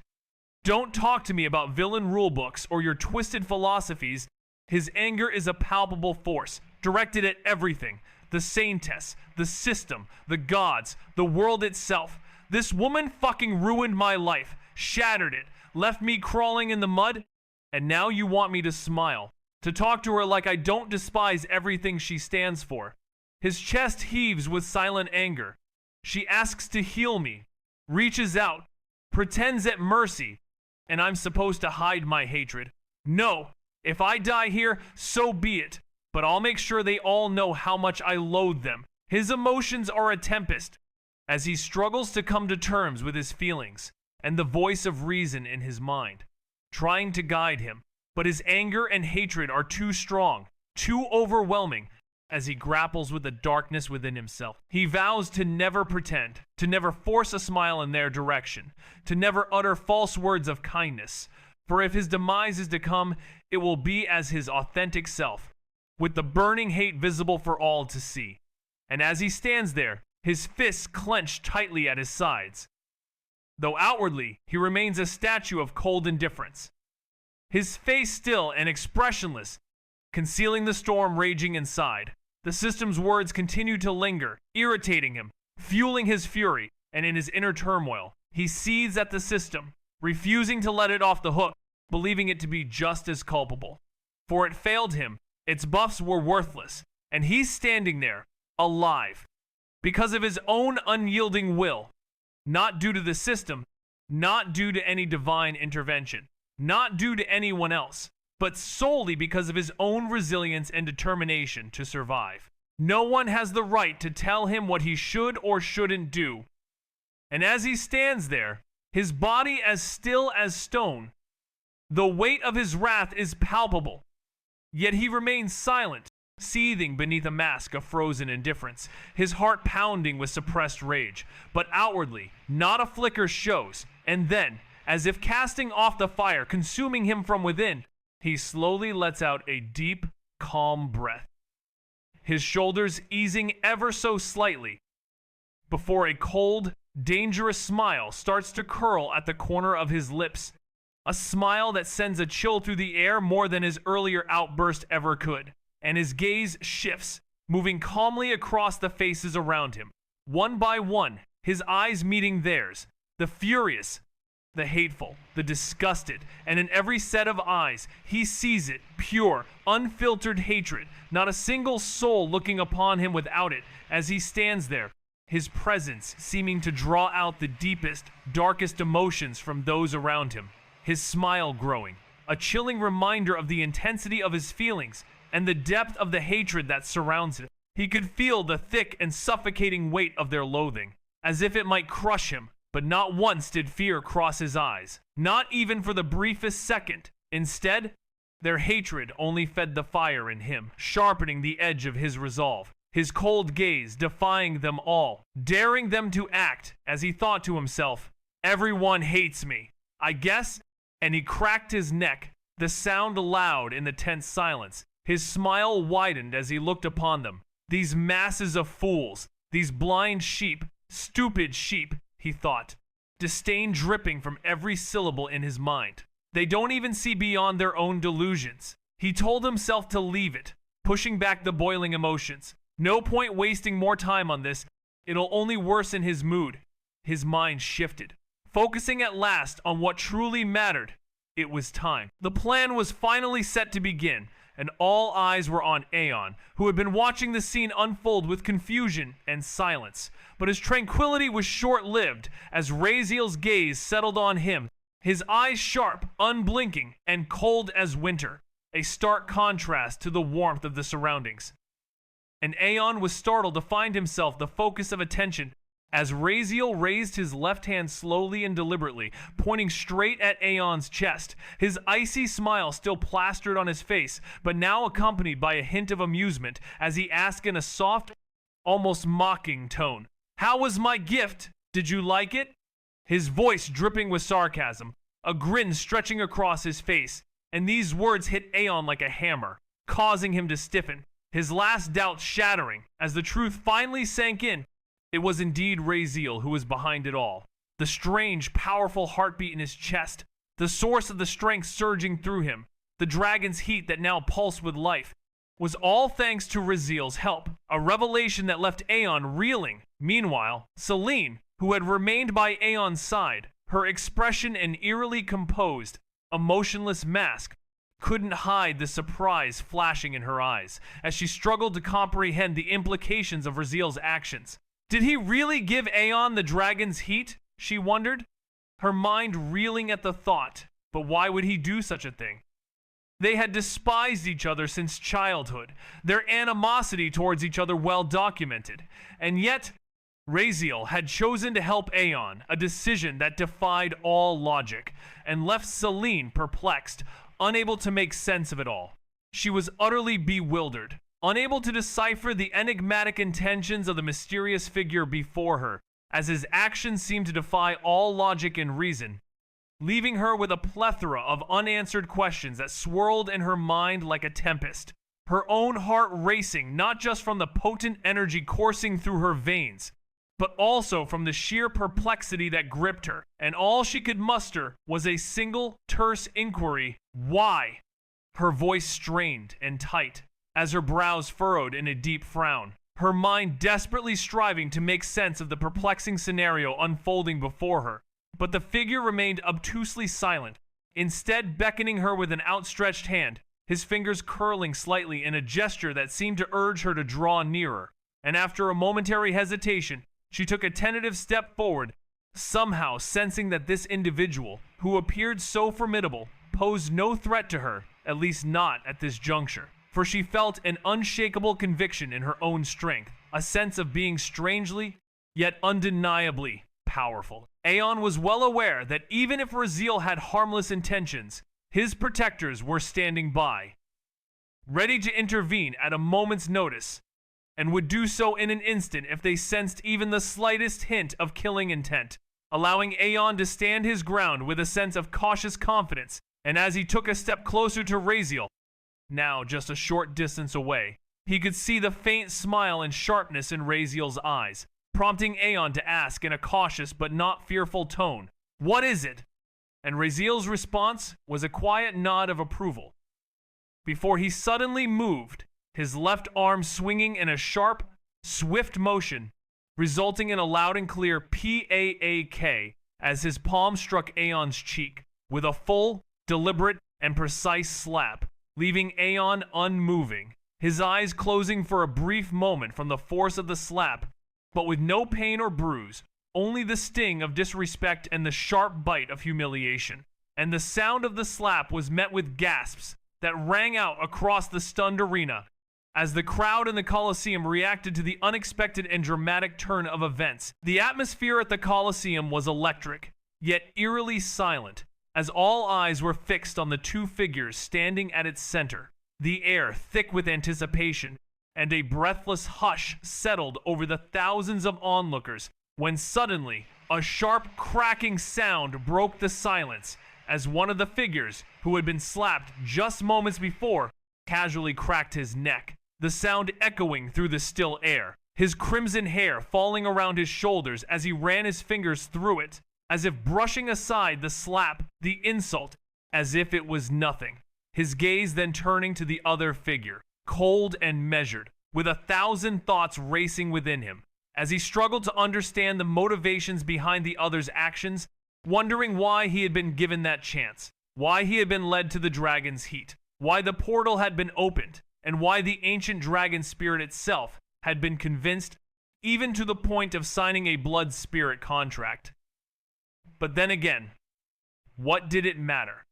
For in the end, the figure had faced the trial, had proven himself worthy, and had claimed the dragon's heat his worthiness now undeniable. The atmosphere at the Colosseum was electric, yet eerily silent, as all eyes were fixed on the two figures standing at its center, the air thick with anticipation, and a breathless hush settled over the thousands of onlookers, when suddenly, a sharp cracking sound broke the silence, as one of the figures, who had been slapped just moments before, casually cracked his neck, the sound echoing through the still air, his crimson hair falling around his shoulders as he ran his fingers through it, as if brushing aside the slap, the insult, as if it was nothing.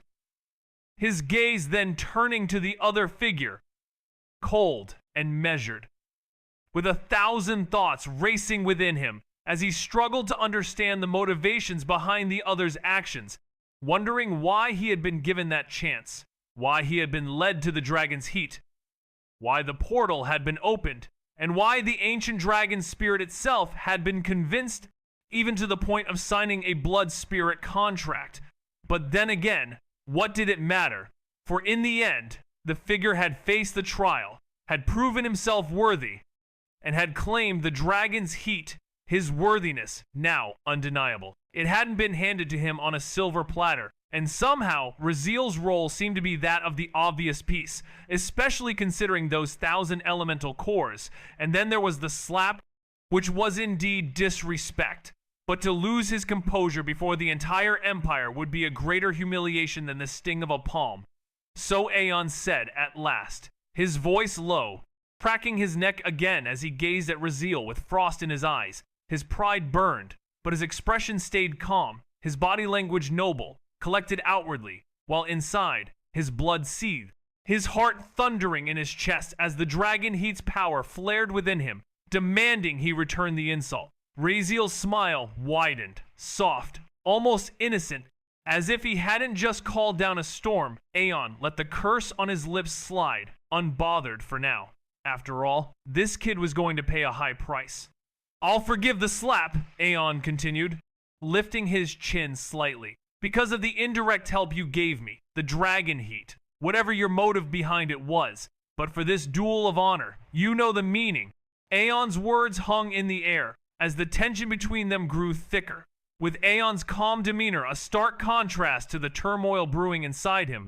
All the while, Raziel's smile seemed to hint at a deeper plan, one that only time would reveal, and for now, the stage was set. The players were in position, and the duel of honor was about to begin, with Aeon's pride, power, and composure all being put to the test as he sought to reclaim his honor and unleash the fury of the dragon heat upon his opponent. The weight of the request was palpable as he struggled to project the image of a noble hero, a calm and righteous man above pettiness.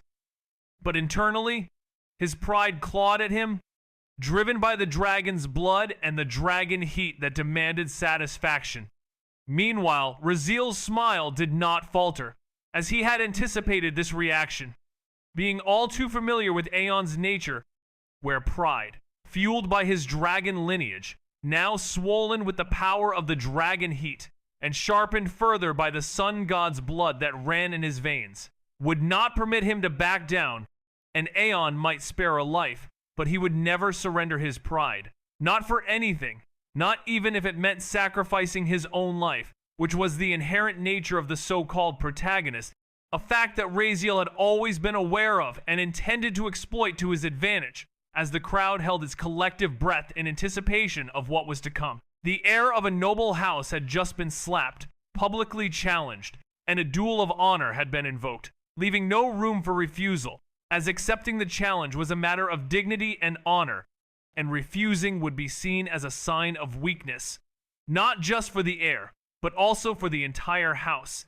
And this was why the heir still stood alive, because none could raise a blade against him outside of the duel without being seen as dishonorable. And now the other party, Aeon, had no choice but to accept the duel, as ejecting it would shatter his dignity and cause him to lose face before the Empire, the gods, and even the dragon spirit that burned within him. And the moment was heavy with anticipation. The silence in the Colosseum was deafening as the challenge echoed through it. And as the crowd finally understood the meaning of Aeon's words, they collectively reeled in shock because Aeon had just admitted to carrying the legendary dragon heat, something that was considered mythical and dreamlike, and this revelation hit them like a thunderclap, leaving them stunned. And not only that, but the fact that Raziel had invoked the duel, making the situation even more complex and intriguing, and the crowd was left to wonder what would happen next. As the heir of the noble house and Aeon stood facing each other, ready to engage in a duel that would determine not just their honor, but also their fate, and the fate of those around them, as the weight of the dragon heat and the legend surrounding it hung heavy in the air, waiting to be unleashed. As the shocking truth unfolded, eyes widened in astonishment across the stands, with mouths agape in stunned disbelief, the air seeming to thicken with the weight of this revelation, the drama playing out before them, taking a turn that no one could have ever imagined, leaving everyone to wonder what on earth was happening, a thought that was plainly written on every face as they struggled to comprehend the sheer audacity of the mad boy who had appeared, reckless enough to walk into certain death simply by setting foot in this place, with his chances of dying initially deemed 100%, a feat that no one had ever survived, only to then challenge the warden, a figure stronger than even a grandmaster swordsman who could effortlessly stop a radiant knight, which caused his chances of dying to leap to 110%. If such a thing were possible, and if that were not enough, he then proceeded to speak out brazenly, even insultingly, to the saintess, the woman of mercy, the one person who was untouchable, even by unspoken blasphemy, at which point his odds of dying skyrocketed to a staggering 500%, a notion that they jokingly entertained in their minds. As they watched the unbelievable events unfold before their very eyes, their minds reeling with the implications of the mad boy's actions, and the weight of his seemingly insurmountable odds of survival. And now, in a daring move, he had walked right up to the heir of a prestigious family and slapped him across the face. An action that would undoubtedly seal his fate, with the chances of dying being a staggering 10,000%, leaving no room for any other outcome, as his demise was as certain as the sun's rising. And yet, this was not the first time he had found himself in such a precarious situation. For time and time again, he seemed to push the boundaries of certain doom, defying the odds of fatal encounters. And though his methods were unorthodox, many couldn't help but silently agree that the boy had a unique talent for dying with style, and when his time finally came, it would be a demise that no one would ever forget. Meanwhile, on the sidelines, a low whistle escaped the lips of a spectator, a sly smile playing at the edge of his mouth, as he muttered to himself, intrigued by the sheer audacity of the act, and he couldn't help but think, so this is what it's like to have the ability to express oneself. Huh! His eyes fixed on the number floating above the boy's head.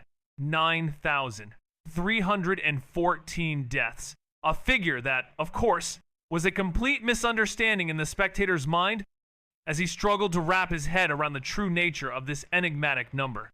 As far as he was concerned, the individual in question was simply someone who had already died thousands of times, now throwing his life around recklessly for fun, venting frustrations, trying to die once more, and it was this carefree attitude that seemed to be the driving force behind his actions, with his powers and abilities being wielded in a manner that was both intriguing and perplexing to those around him.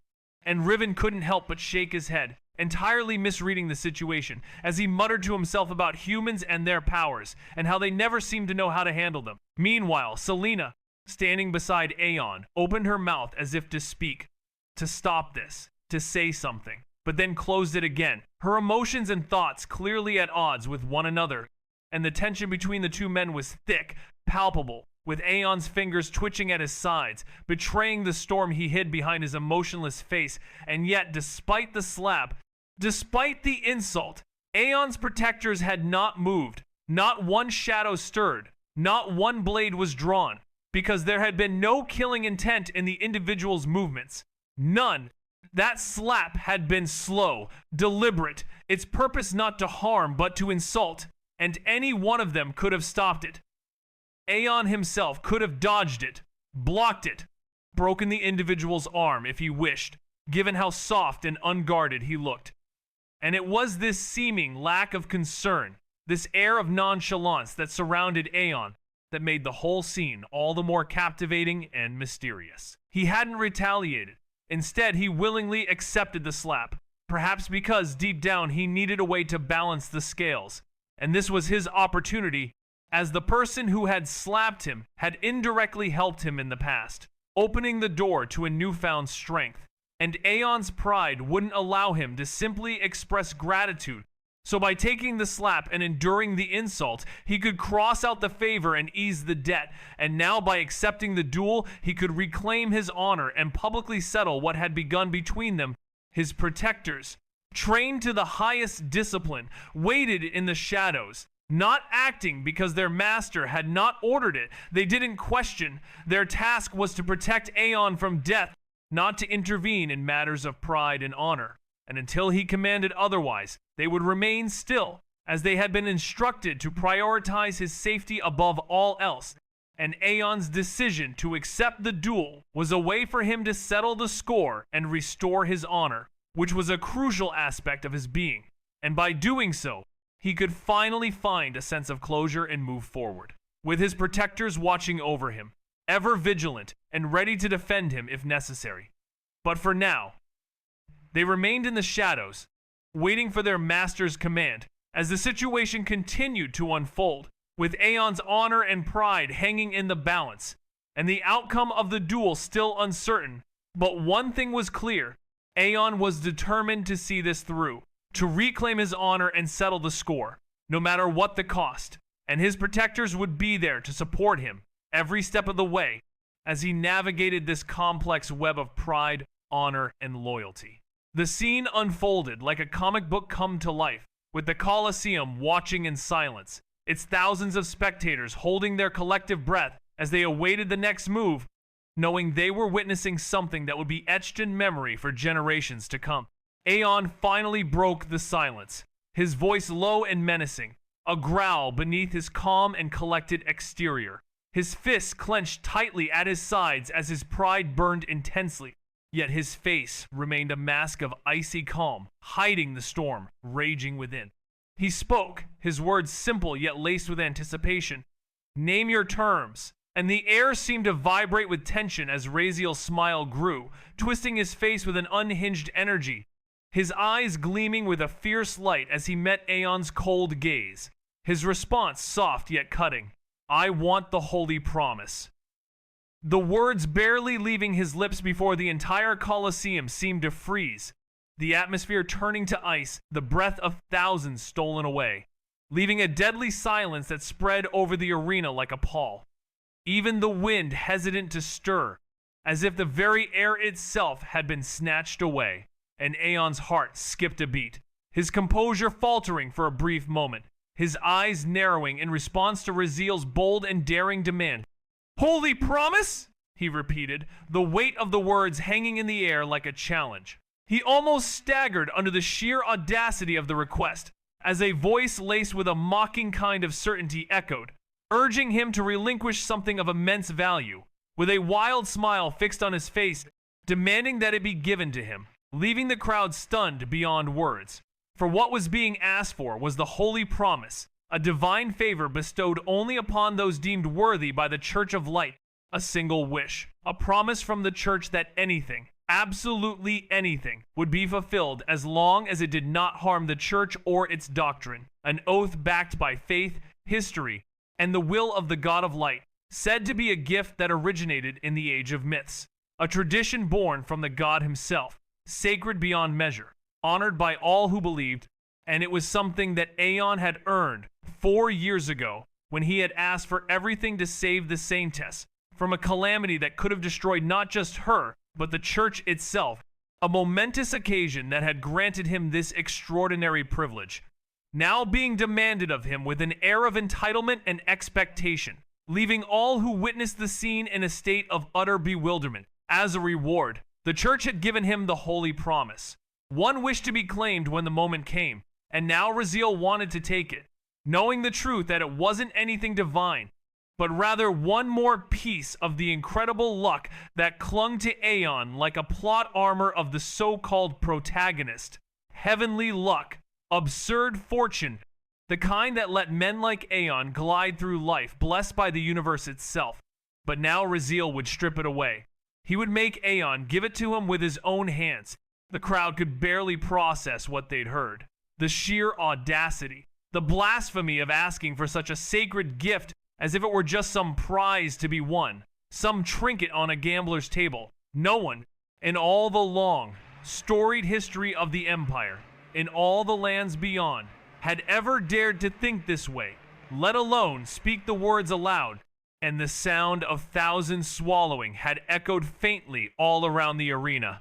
As no one knew what to say, the crowd was left in stunned silence, unable to comprehend the magnitude of Raziel's request, and the weight of his words hung in the air, like a challenge, a gauntlet thrown, waiting for a response. As the crowd struggled to come to terms with the sheer enormity of what they had just witnessed, and the implications of Raziel's bold move, and the question on everyone's mind was, would Aeon give in to Raziel's demand, or would he refuse? And what would be the consequences of either choice? As the tension continued to build, and the crowd held its collective breath, waiting for the next move, and the outcome of this unprecedented showdown. Astonishingly, no one was able to decipher what this enigmatic individual truly desired, what intricate scheme was brewing behind those icy stare. As Aeon opened his mouth to articulate his thoughts, yet no words escaped, prompting him to shut it again, his mind reeling, stunned by the enormity of the demand. For the holy promise was not merely valuable, it was truly priceless, sacred, and the notion of putting it up as a wager in a duel was, to say the least, utterly obscene. Akin to placing a beloved on a bet, it's not about the worth, but rather the sheer disrespect, as if something so precious didn't deserve to be treated in such a disdainful manner. Raziel raised his eyebrows at him, a hint of mockery dancing in his gaze, as he asked, "Are you afraid?" His voice laced with challenge, daring him to respond in the affirmative. Aeon took a slow, deep breath, willing the tempest inside him to subside, his heart pounding, his blood running hot as he struggled to regain his composure. Faced with the daunting prospect that lay before him, he refused to back down, his gaze locked in a fierce stare, like steel clashing with steel, as a flicker of wildness danced in his eyes, driven by a pride that would not allow him to retreat, and he stood there, unwavering, as he stared at the boy before him, a boy who seemed utterly ordinary, without even the faintest hint of aura, no discernible strength, no contact marks, just frail flesh and bone, and he wondered if this boy truly believed that by simply naming a price, he could force him to give it up, if he thought that mere words could grasp victory, so that a holy promise could somehow bind him. But Aeon's inner fire was rising, fueled by his determination. It's not going anywhere. He wouldn't lose, couldn't lose, not to this boy, who was, in his eyes, nothing but a weak fool. And besides, he had more strength now than ever before. The dragon's heat beating powerfully within him, a potent and unyielding force. His energy surged through him in waves, making his entire being hum with life, as two sources of mana, the ancient dragon's gift and his own, now fused and coursing through his veins, their purity greater than before, and his aura had already risen in quality, with the true magic of the heat yet to unfold, and he could feel he was destined for great heights, with no one able to match him now, and the crowd waited in anticipation. The tension crackling in the air like lightning before a storm, and Aeon's pride made its choice, as he declared, "A light then, let's do it," in a voice that cut through the charged air, now bearing a grin just as crazed as Raziel's. With his eyes locked with Raziel's, fire meeting fire, pride meeting defiance, and he asked, "But what do I get? You gotta give me something worth it, right?" With a voice dipped in challenge as he tilted his head, the grin on his face stained by the fury barely kept in check, and the words had barely left Aeon's mouth, when the entire Colosseum gasped as one. A shudder ran through the stands, a sound like the collective heartbeat of thousands, stopping for a moment as the crowd held its breath in anticipation of what was to come. He refused to back down, his gaze locked in a fierce stare, like steel clashing with steel, as a flicker of wildness danced in his eyes, driven by a pride that would not allow him to retreat, and he stood there, unwavering, as he stared at the boy before him, a boy who seemed utterly ordinary, without even the faintest hint of aura, no discernible strength, no contact marks, just frail flesh and bone, and he wondered if this boy truly believed that by simply naming a price, he could force him to give it up. If he thought that mere words could grasp victory, so that a holy promise could somehow bind him. But Aeon's inner fire was rising, fueled by his determination. It's not going anywhere. He wouldn't lose, couldn't lose, not to this boy, who was, in his eyes, nothing but a weak fool. And besides, he had more strength now than ever before. The dragon's heat beating powerfully within him, a potent and unyielding force. The radiant knight straightened at once, his fingers relaxing on the hilt, his eyes shutting for the briefest moment as he mastered himself, before falling back into stillness.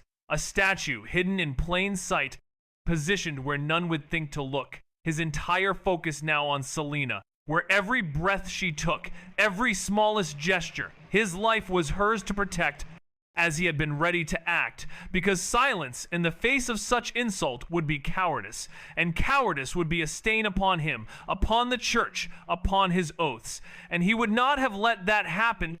And if in dying someone touched the saintess without his protection, let the world burn, for the next meeting of those sinful people would be on the battlefield of holy war.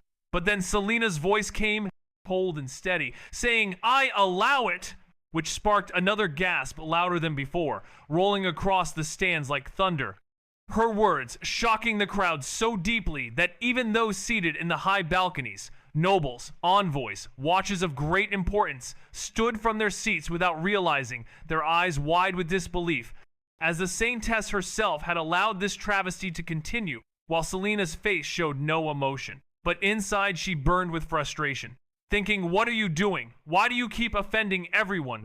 Again and again, what is he trying to do?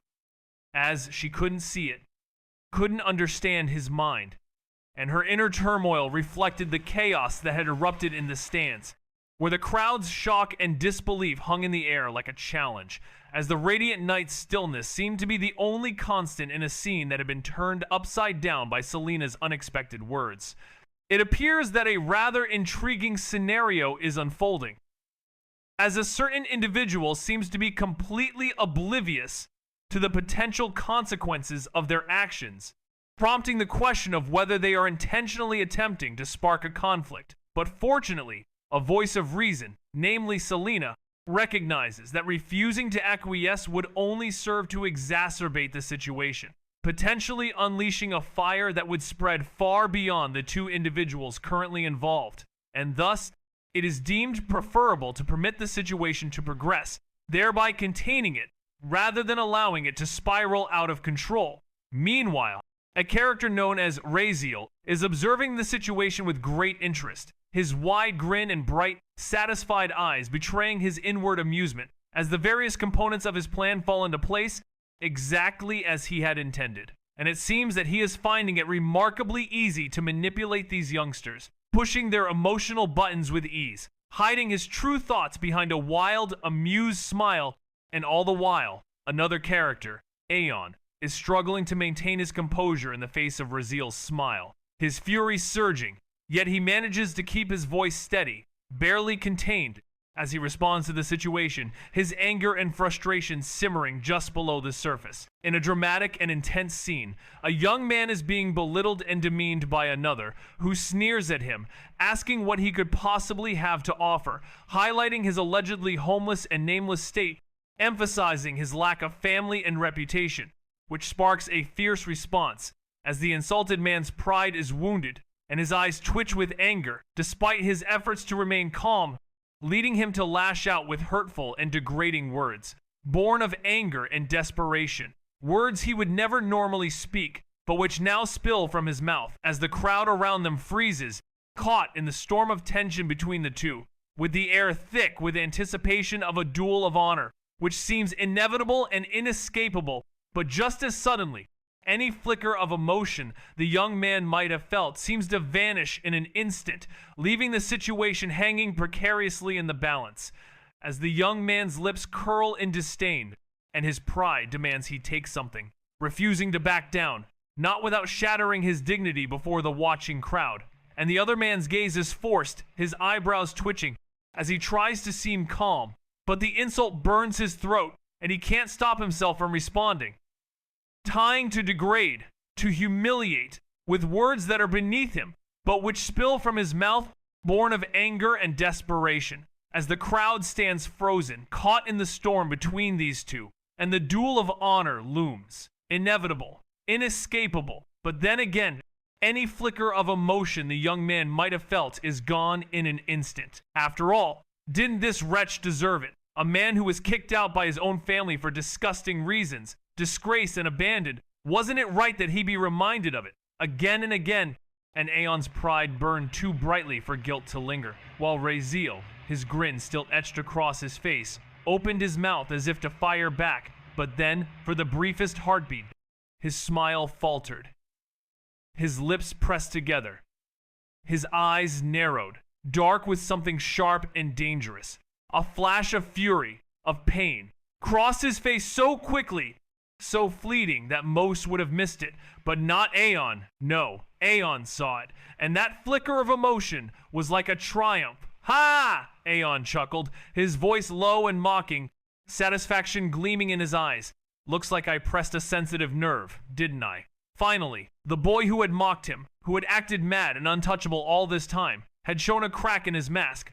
The first slip, the first sign that beneath the wildness there was something to hurt. And the crowd, silent and tense just moments ago, caught the shift as Aeon's words hung in the air. A challenge, a provocation, a revelation that even the most hardened exterior can hide a deep well of pain and vulnerability. And in that moment, the dynamics of the situation had changed, the balance of power had shifted, and Aeon had gained the upper hand, his eyes glinting with a knowing light as he savored the moment when his opponent's facade had cracked, and the truth had begun to seep out. As if suddenly freed from a spell, the crowd began to chuckle softly, a cruel laughter rippling through the arena, and it seemed that the boy who had defied them, insulted them, and mocked their faith could be wounded after all, prompting a moment of shared victory that they seized upon. But amidst all this, a figure stood still at the edge of it all, head slightly bowed, with a face shadowed beneath the fall of pale hair. And this person's hands trembled, so faintly at first that none noticed until they gripped one with the other, trying to stop the shaking. And although they said nothing, their lips pressed tight. No one knew what storm raged in their heart. And meanwhile, another individual simply shrugged, letting the laughter of the crowd wash over them, their smile returning, their voice cool and unbothered, as they uttered a phrase that was nauseatingly light. Who cares? Their tone implying that the mockery meant nothing, and their eyes scanned the arena, calm and detached, before they added, "Yeah, you're right. I don't have a home." A statement that seemed to convey a sense of resignation and acceptance, all while maintaining an air of detachment and calmness. In a shocking turn of events, a character boldly declared their lack of wealth, having nothing worthy of offering at a certain level, which sparked a chorus of amused chuckles from the crowd, who seemed to relish in the admission. But then the atmosphere took a dramatic shift as another character, with a grin sharpening their features and eyes gleaming with reckless resolve, stepped forward with a staggering proposal, offering their royal bloodline essence, a move that left everyone aghast, as the entire arena fell silent, with laughter dying on every tongue, choked off in collective shock, and just as it seemed like the room would remain frozen in stunned silence, an astonished exclamation erupted. But not from the expected source. Instead, it came from a female character, who gasped in utter disbelief, her eyes widening in genuine horror, her hand flying to her mouth as if attempting to retract the escaped word, while her trembling gaze and tear-filled eyes betrayed her emotional turmoil. And notably, the character who made the shocking offer didn't even acknowledge her presence, seeming to render her non-existent. The tension in the air was palpable as the weight of the proposed offer hung precariously, leaving all who witnessed it to grapple with the enormity of the situation. In a world where bloodline essence can be willingly given to another, granting them the very abilities, talents, and potential of that lineage, it's a true gift of power and a true passing of legacy. But the question remains, why didn't the strong simply take it? Why weren't the streets littered with the corpses of the weak, their essence stolen by force? Because it couldn't be done by force, that was the law of nature. The rule set by the gods or the world itself. No one could take another's bloodline essence unless it was given freely. And even when given, the rituals, the costs, the dangers of merging essence were immense. Only the greatest, boldest souls dared to do it. And the shock was understandable, given that a certain individual didn't just contain any bloodline.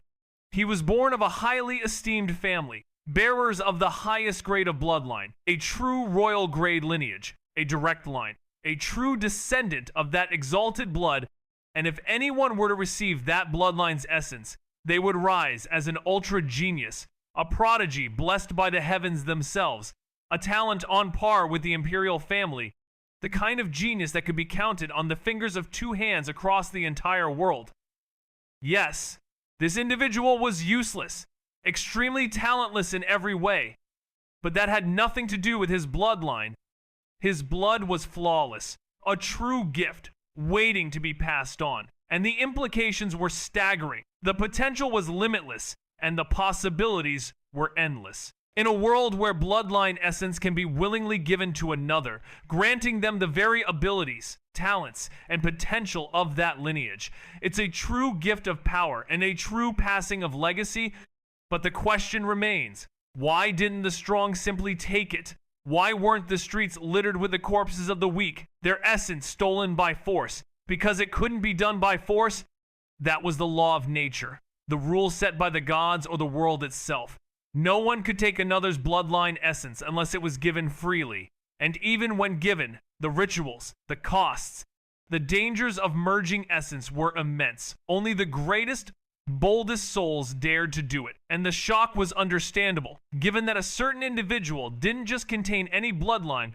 He was born of a highly esteemed family, bearers of the highest grade of bloodline, a true royal grade lineage, a direct line, a true descendant of that exalted blood, and if anyone were to receive that bloodline's essence, they would rise as an ultra genius, a prodigy blessed by the heavens themselves, a talent on par with the imperial family, the kind of genius that could be counted on the fingers of two hands across the entire world. Yes, this individual was useless, extremely talentless in every way, but that had nothing to do with his bloodline. His blood was flawless, a true gift, waiting to be passed on, and the implications were staggering. The potential was limitless, and the possibilities were endless. The problem that plagued him was something deeply personal, an internal barrier that hindered his ability to practice magic, aura, or form connections with spirits or beasts, rendering him utterly unworthy of the royal blood he carried, despite the blood itself remaining pure, potent, and unmatched.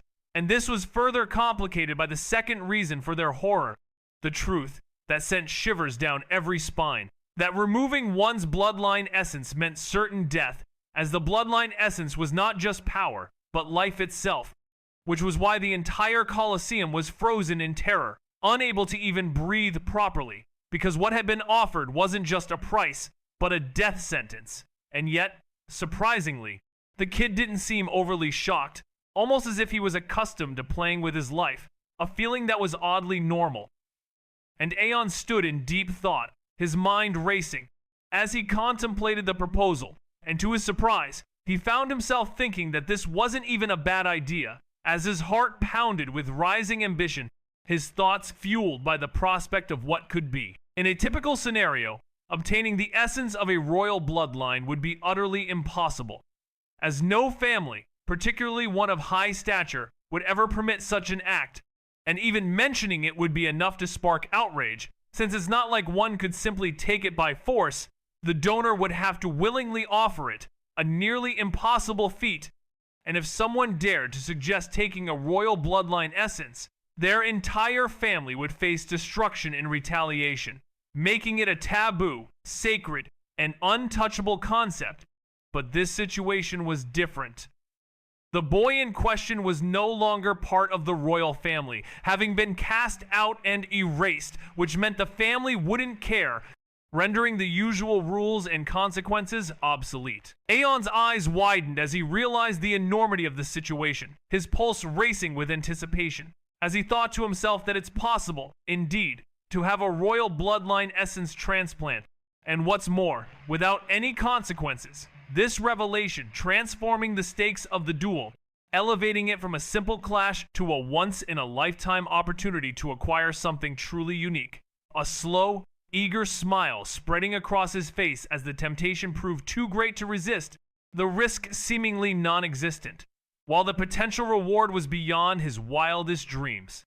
And he couldn't help but think that this was worth it. More than worth it, the potential gain so enormous that it overshadowed any doubts or fears he may have had, his mind consumed by the promise of this extraordinary prospect. As he struggled to contain his excitement, the thrill of the possibility coursing through his veins like a powerful elixir, drawing him in with its irresistible allure, and he knew in that moment he was willing to take the leap, to seize this chance, no matter how unthinkable it may have seemed, and make it a reality. The promise of the royal bloodline essence transplant hanging before him like a tantalizing prize waiting to be claimed. The value being discussed was truly beyond measure, as the holy promise that was being wagered now seemed like a small sacrifice in comparison to what was being offered, representing a once-in-a-lifetime opportunity, or rather, a once-in-many-lifetimes chance to possess the essence of a royal bloodline, allowing him to take that power for himself, fuse it with his already mighty potential, and ascend to heights beyond what anyone could have foreseen, causing his heart to race and his pride to burn hot, as this would not just restore his honor, but elevate him to unprecedented heights, even beyond his wildest dreams. And just as he was about to seal the deal, about to utter the words that would bind the duel, a voice cut through the air, speaking in a deceptively gentle tone, yet with a chill that was sharp enough to freeze bone, saying, "Little brother, maybe you should come ask your elder sister for whatever you want. Why go through all this?" With the words trembling ever so slightly, as though the speaker fought to keep their tone soft. But it was clear that gentleness was forced, impossible to truly maintain in this moment, as the voice struggled to contain the underlying emotion, making it evident that the speaker's calm demeanor was a facade. In a most unforeseen turn of events, a youthful individual was admonished. Perhaps it would be more prudent to solicit the counsel of an elder sibling, thereby obviating the need for such an ostentatious display. The voice. A gentle breeze on a summer's day, yet beneath its tender facade lay a frozen tundra, its chill so biting it threatened to cleave through the very marrow of one's bones. As the words hung in the air, the colossal arena fell silent, an unsettling stillness, akin to the world itself ceasing to draw breath. The faces of the onlookers froze, their eyes wide with wonder, as if time itself had been arrested, with every expression being gradually consumed by an encroaching shadow, much like the faint glow of a dying ember being extinguished. Even the normally effervescent Aeon, who had been in the midst of articulating a thought, was suddenly rendered speechless, his mouth agape, the words dying on his lips, as a solitary bead of sweat trickled down his temple, his eyes wide with shock and incredulity, his countenance a picture of unmitigated astonishment as he uttered a single whispered phrase. "No way," he thought, his heart thundering in his chest, as the clear, steady sound of boots on stone echoed through the hush, each step louder than the oar of a crowd, and the audience's heads turned, drawn as if by an invisible force, towards the source of the sound. And then they saw him, a figure cloaked in both elegance and menace, with wild royal purple hair cascading down his back like a river of silk, catching the light with every sway, and his matching eyes burned with wild cold fire, as if they saw everything, missed nothing, and at his hip rested a sword, its hilt dark, its edge rumored to have tasted blood countless times, and draped over his shoulders, a deep purple cape flowed behind him, and the black dress clung to his form like a shadow given shape, and he was known as a being of grandeur and mystery, with an aura that commanded attention and inspired awe. His presence was like a storm that demanded to be reckoned with, and the sound of his boots clicking on the stone floor was like a countdown to something momentous, something that would change everything. And as the audience waited with bated breath, he stood tall, his eyes blazing with an inner fire, his heart pounding in his chest, and his spirit shining like a beacon in the darkness, and the air was electric with anticipation, as if the very fate of the world hung in the balance, and he was the one who would tip the scales. And the audience was frozen in awe, unable to look away from the spectacle that was him, a true marvel of elegance and power, with a presence that was both captivating and terrifying. And his name was whispered in reverence and fear, as a being of legend, a hero, a villain, or something in between. But one thing was certain: he was a force to be reckoned with, and his arrival was like a harbinger of doom or a bringer of hope, depending on which side you were on, and the audience was left to ponder. Who was this mysterious figure, and what was his purpose? As the sound of his boots faded away, leaving behind a trail of wonder and a sense of foreboding that something big was about to happen, and the stage was set for a drama that would unfold like a grand tapestry, with him as the central figure, and the audience was eager to see what would happen next and how the story would unfold, with him as the main character and the world as his stage, and the fate of everything hanging in the balance, and the sound of his boots still echoing in their minds, like a reminder of what was to come, and the image of him, forever etched in their memories, like a painting of a grand masterpiece, with him as the subject, and the world as his backdrop, and his name, forever linked to the drama that was about to unfold. And the audience was left to wonder what would happen next, and how the story would end, with him as the central figure, and the world as his stage, and the fate of everything hanging in the balance. The eldest daughter of a powerful family, known as the Raven Princess, commands an awe-inspiring presence, her mere appearance causing the atmosphere of the entire Colosseum to plummet, the weight of her presence pressing down on everyone like a storm about to break. And with every measured step, the tension grows thicker, as people part before her path instinctively, driven by fear, some dropping to their knees, bowing so low their foreheads nearly touch the stone floor, not out of respect, but out of sheer terror, trying not to look at her, the kind of fear that makes one's blood run cold, born of knowing what she is capable of, as everyone is aware of the kind of woman she is, notorious for slaughtering without hesitation at the slightest provocation, where disagreement or disrespect are met with death. And she is known to bathe in blood at the faintest provocation, her reputation preceding her, striking fear into the hearts of all who lay eyes on her, her every move calculated, her every step deliberate, exuding an aura of power and menace. As the Raven Princess moves through the Colosseum, her presence is a stark reminder of her ruthless nature, leaving a trail of intimidation in her wake. She didn't even glance at them, her gaze never wavering, piercing, locked onto one face from the moment she appeared, as if she could see no one besides him, and she stopped before him, close enough that he could hear the faint sound of her breath, her eyes traveling his face slowly, deliberately, as if studying him, searching for something only she could see. And then a voice broke the tension for a moment, a whisper laced with surprise. "Siste Nova." Selena's voice sounded, but Nova didn't look at her, didn't acknowledge her at all, as if Selena wasn't even there, as if no one else existed in this moment but the boy standing before her. And Raziel, for his part, didn't return Nova's gaze, his attention fixed on her, the air thick with an unspoken understanding, the moment hanging precariously in the balance, with Nova's focus solely on the boy, her eyes drinking in every detail of his face, and Selena's whispered words hanging in the air, a stark contrast to the intensity of the moment unfolding before them, as Nova stood there, frozen in time, her gaze locked on the boy, her presence both captivating and unsettling, leaving everyone else to fade into the background, insignificant in the face of her unwavering attention. And the boy, seemingly entranced, didn't flinch, didn't look away. His eyes locked on hers, the two of them suspended in a world of their own, where nothing else mattered, and the sound of Selena's voice was just a distant memory, a faint whisper lost in the intensity of the moment.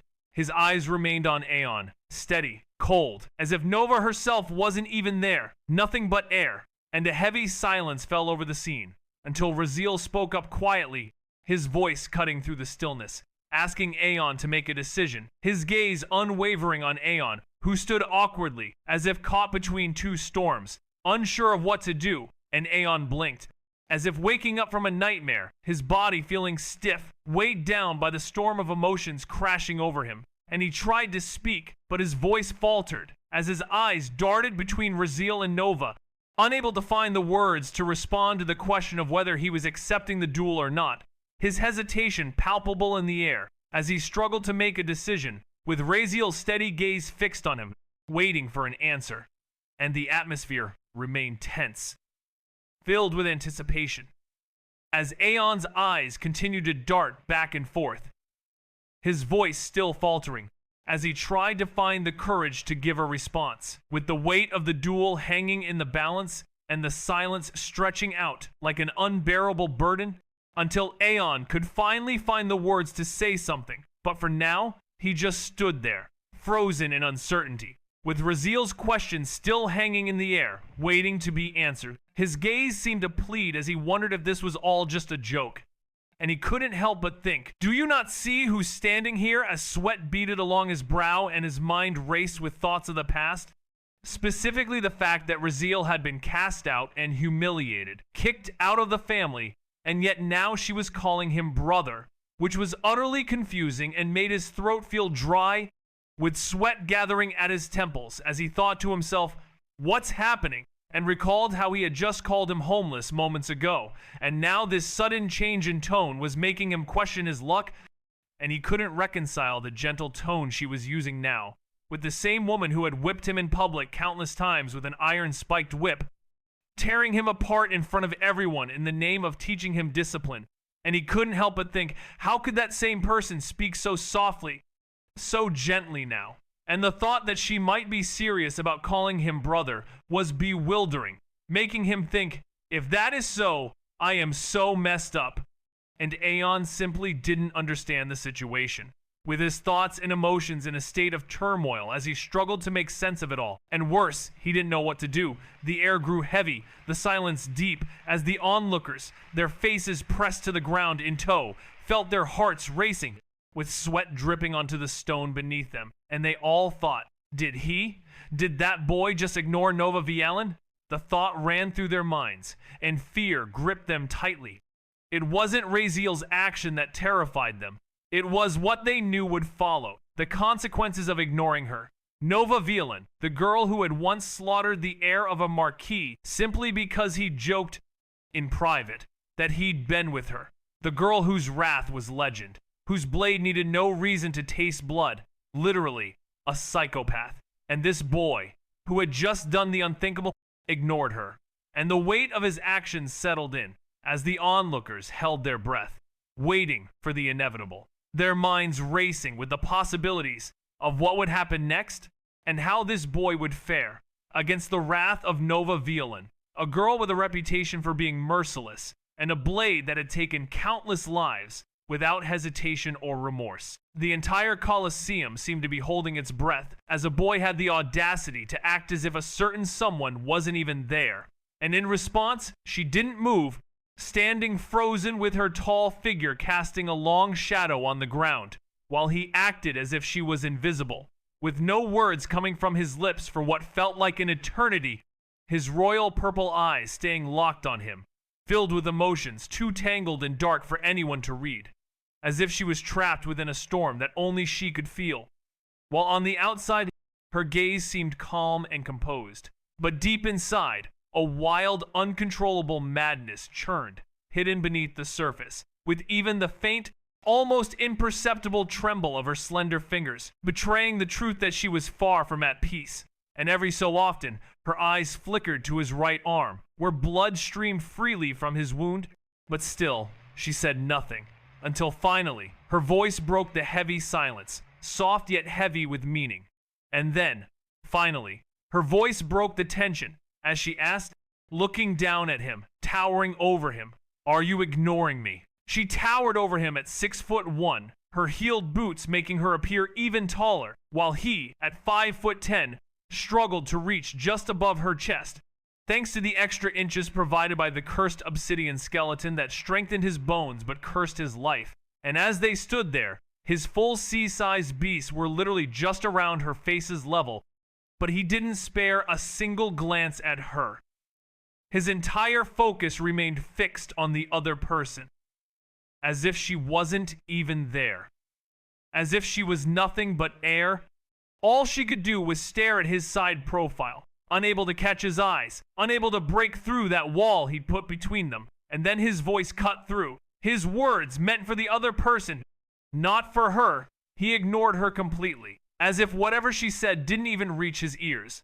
But the clenched tension in his jaw, the way his eyes darkened with growing hatred, told a different story, and the other person felt their throat dry up, their heart pounded, as he asked, "Are you or are you not?" His voice cutting through, meant for the other person, with an intensity that made their heart skip a beat. Raw, unadulterated hate and revulsion seemed to emanate from him, his words and gaze piercing deeper than any blade ever could, yet she couldn't help but keep staring, unable to look away, as she asked, "So you hate your sister now?" And even she didn't know why she kept calling herself his sister, repeating the word like a charm, as if somehow reminding him of their bond would change anything, but she needed to say it, needed to believe it mattered. And in response, his lips twisted, his brow furrowed in disgust as he struggled against her hand.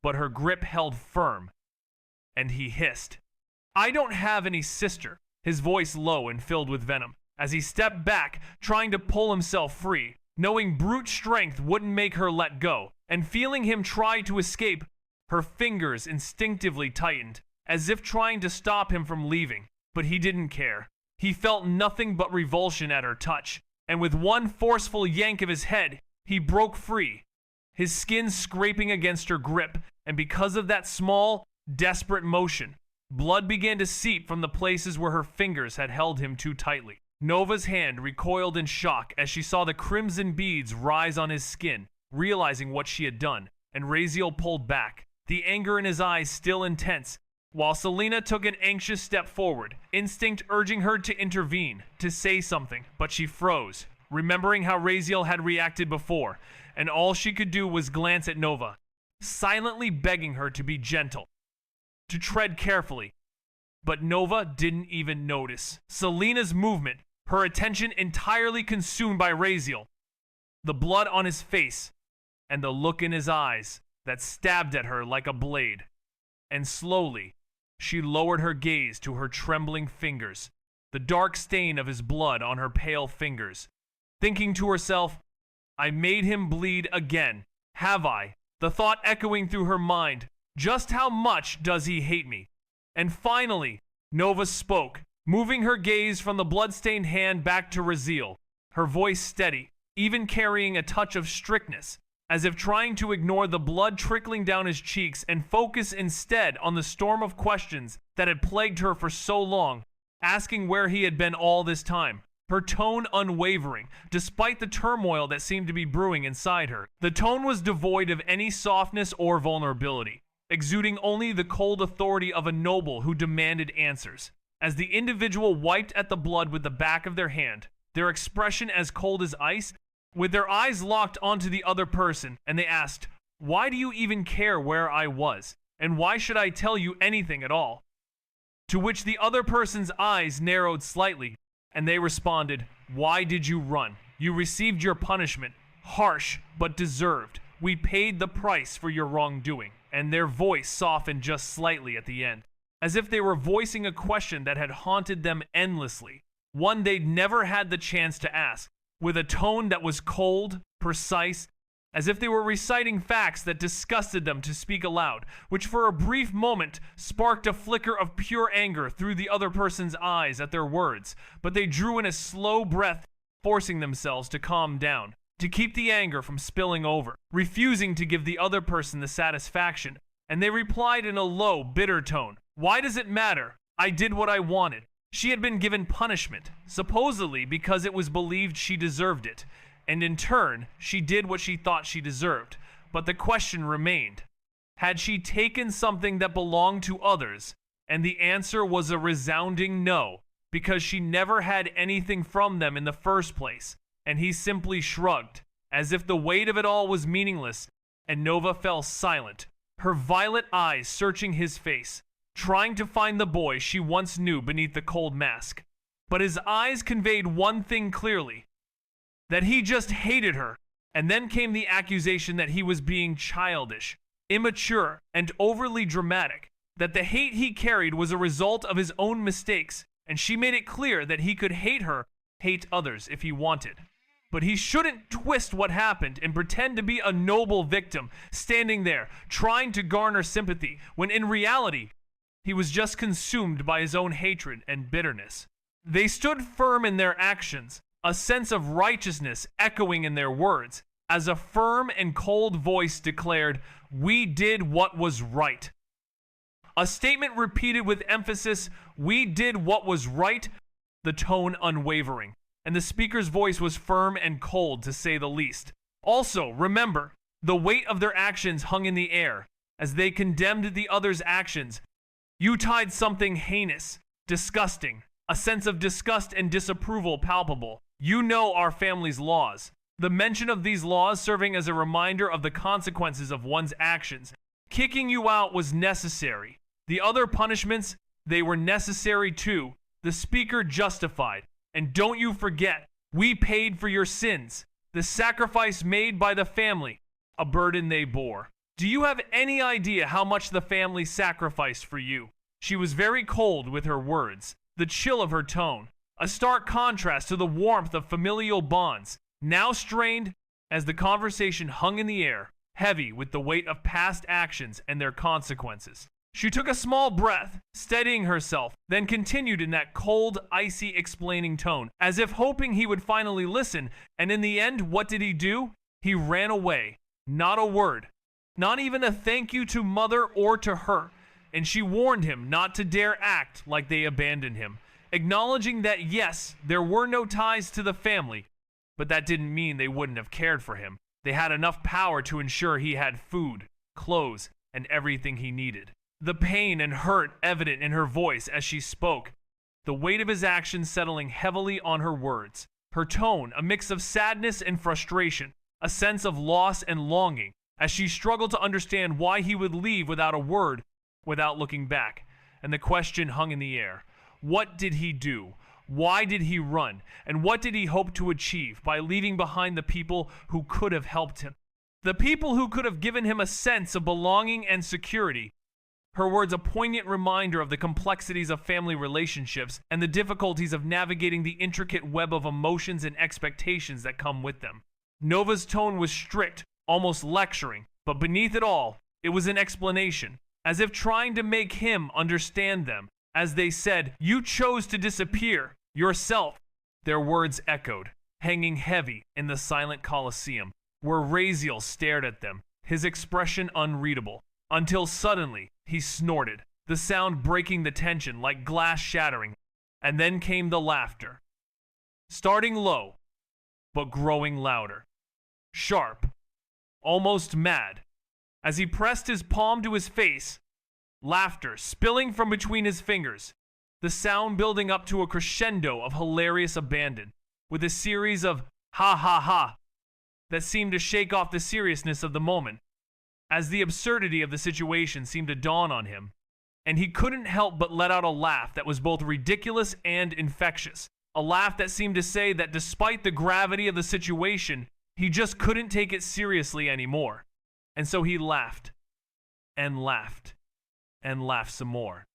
The sound of his laughter filling the Colosseum, a stark contrast to the silence that had preceded it. As Nova's words hung in the air, a reminder of the conversation that had led to this moment of unbridled hilarity. His voice rang out, filling the vast space, echoing across the walls of the Colosseum, a laugh that was the sound of someone who had long since given up understanding, filled with bitterness and pain, as Nova just stood there, watching him with a calm, expressionless face, silent. While the more he laughed, the deeper the disappointment caved into him, and she thought, he hasn't learned anything. Shaking her head, the weight of regret settling heavily on her shoulders. Meanwhile, Selena flinched at the sound, instinct urging her to reach out, to grab his arm, to do something, but she stopped herself. Her hand hovered for a second before she drew it back, fingers curling into a fist as she turned her gaze aside, unable to bear the sight of him like this, closing her eyes tightly, as if that might block out the sound, as if that might make it all go away, wishing she could close her ears too, while Raziel laughed in his head, the sound mocking and hollow, even a little funny, with words echoing, childish, dramatic, and he almost pitied their stupidity, thinking, thank them, thank the people who judged him without a shred of faith, who punished him like he was some animal. Does he not even have the right to hate them?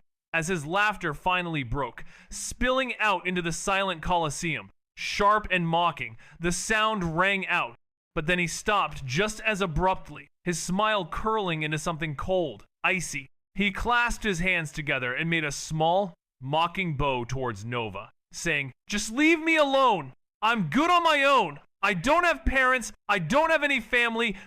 And as someone just kindly pointed out, I'm homeless. Also. His voice dipped with venom, but his smile stayed wide and chilly, yet somehow looking happy in a weird way, as he continued, oh, and consider this. Whoever you were looking for, he's dead.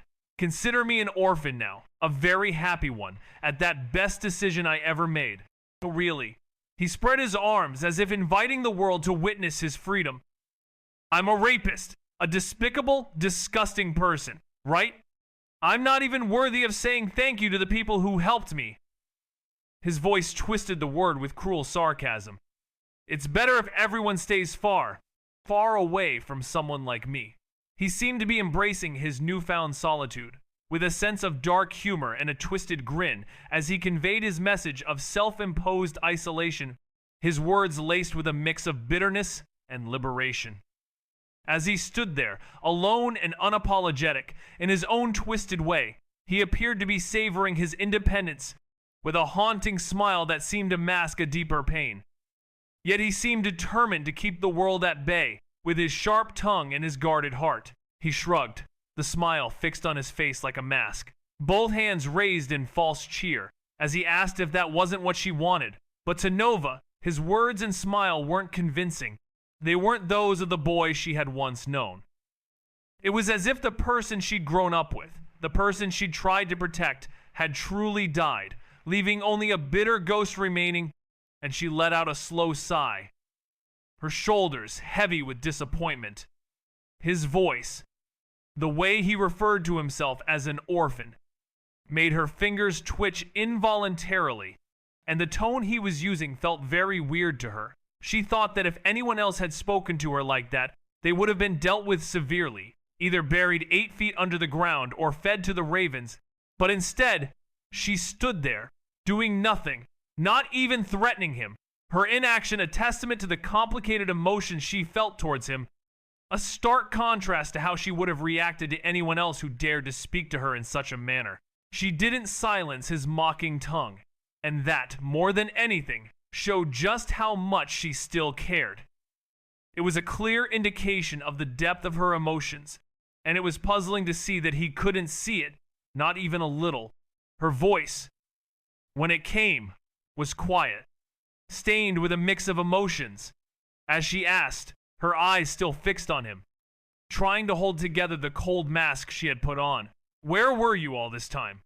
She inquired, and before she could continue, he started to explain. Mother and I, we tried so hard to find you. The words hung in the air, a testament to the struggles they had faced and the emotions that still lingered. She was trying to keep her composure, but it was clear that the encounter was taking a toll on her. The weight of her emotions was evident in her voice and the way she looked at him. It was a complex mix of feelings, and it was clear that the conversation was far from over. It was Selena who stepped forward then, eyes full of conflict, wanting to stop this harsh exchange, as she whispered Sister Nova in an uncertain tone, looking between them with a helpless expression, knowing better than anyone, even Raziel, how much Nova had changed after she disappeared, how much she had tried, and how she had carried this burden, their relationship being like that of a younger sister to an older sister. And Selena could see the hurt behind Nova's harsh words, but Nova raised a hand, stopping her, her gaze never leaving Raziel,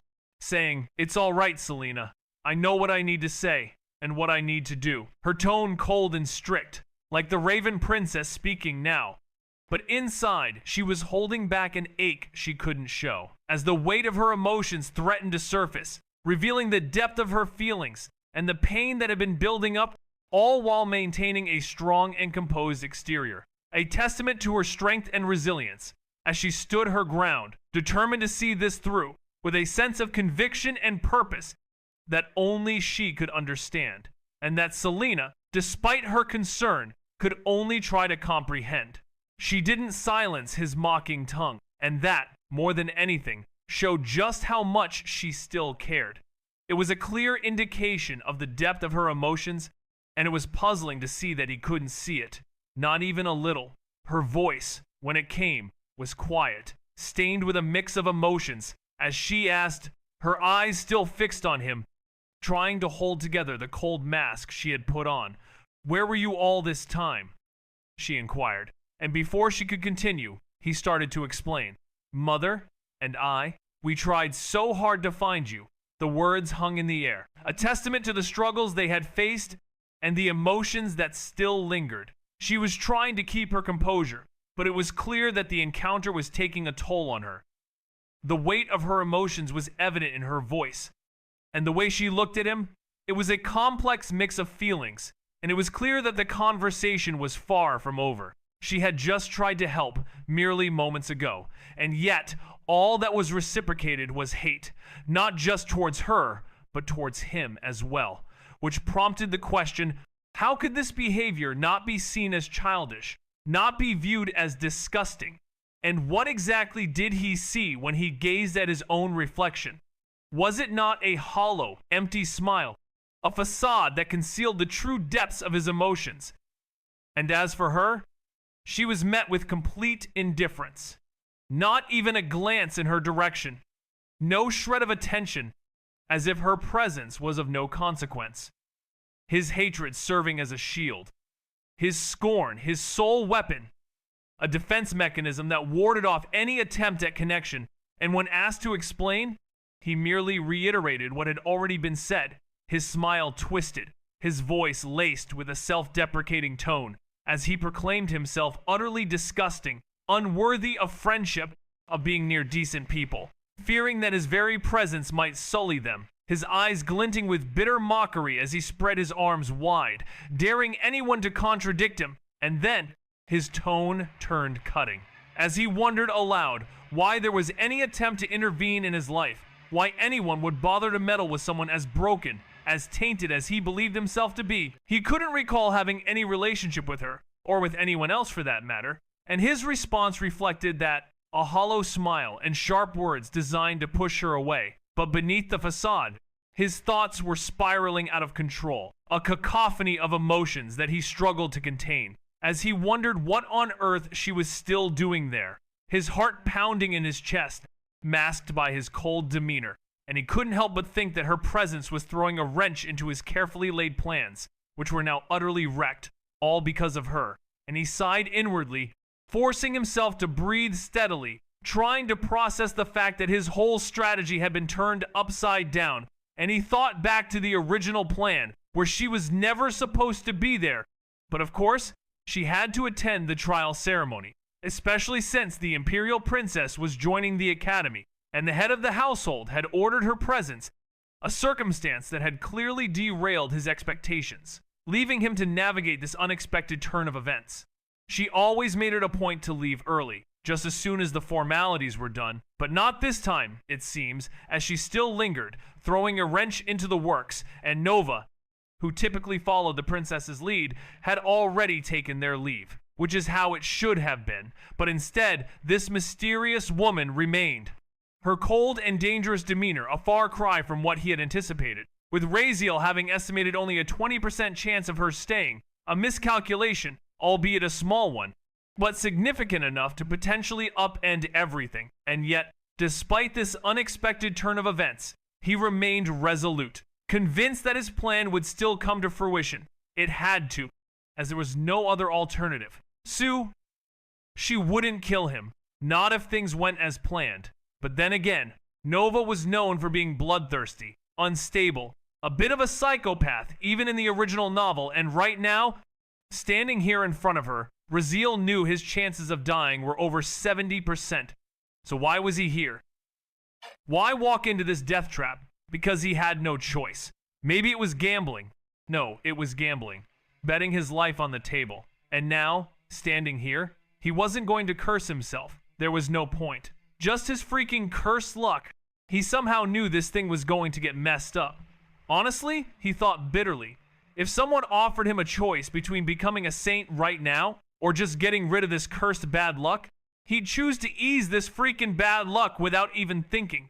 His mind was consumed by the thought of his own misfortune, and the fact that he was willing to do anything to get rid of it, even if it meant giving up something precious. But for now, he was stuck in this situation, facing Nova, with his life hanging in the balance, and all he could do was hope that things wouldn't go terribly wrong. But deep down, he knew that his luck was never on his side, and that this encounter could end in disaster, and all he could think about was how he ended up here, and how he could escape this predicament alive. But the thought of his bad luck lingering over him like a dark cloud made him wonder if he would ever be able to break free from its grasp. Nova's voice broke through his thoughts, echoing his words back to him in a low and cold tone. As a figure stood before him, shaking her head with an expression as sharp as steel, uttering words that cut deep. "You're the one throwing your life away. If I hadn't stepped in, you might as well have written the date of your own death," I thought. "Maybe I'd give you a chance to live, since once again you are my brother." Her tone stayed cold and strict, as if it was all she knew how to be.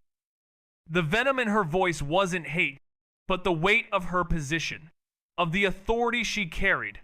Gentleness wasn't something she could do.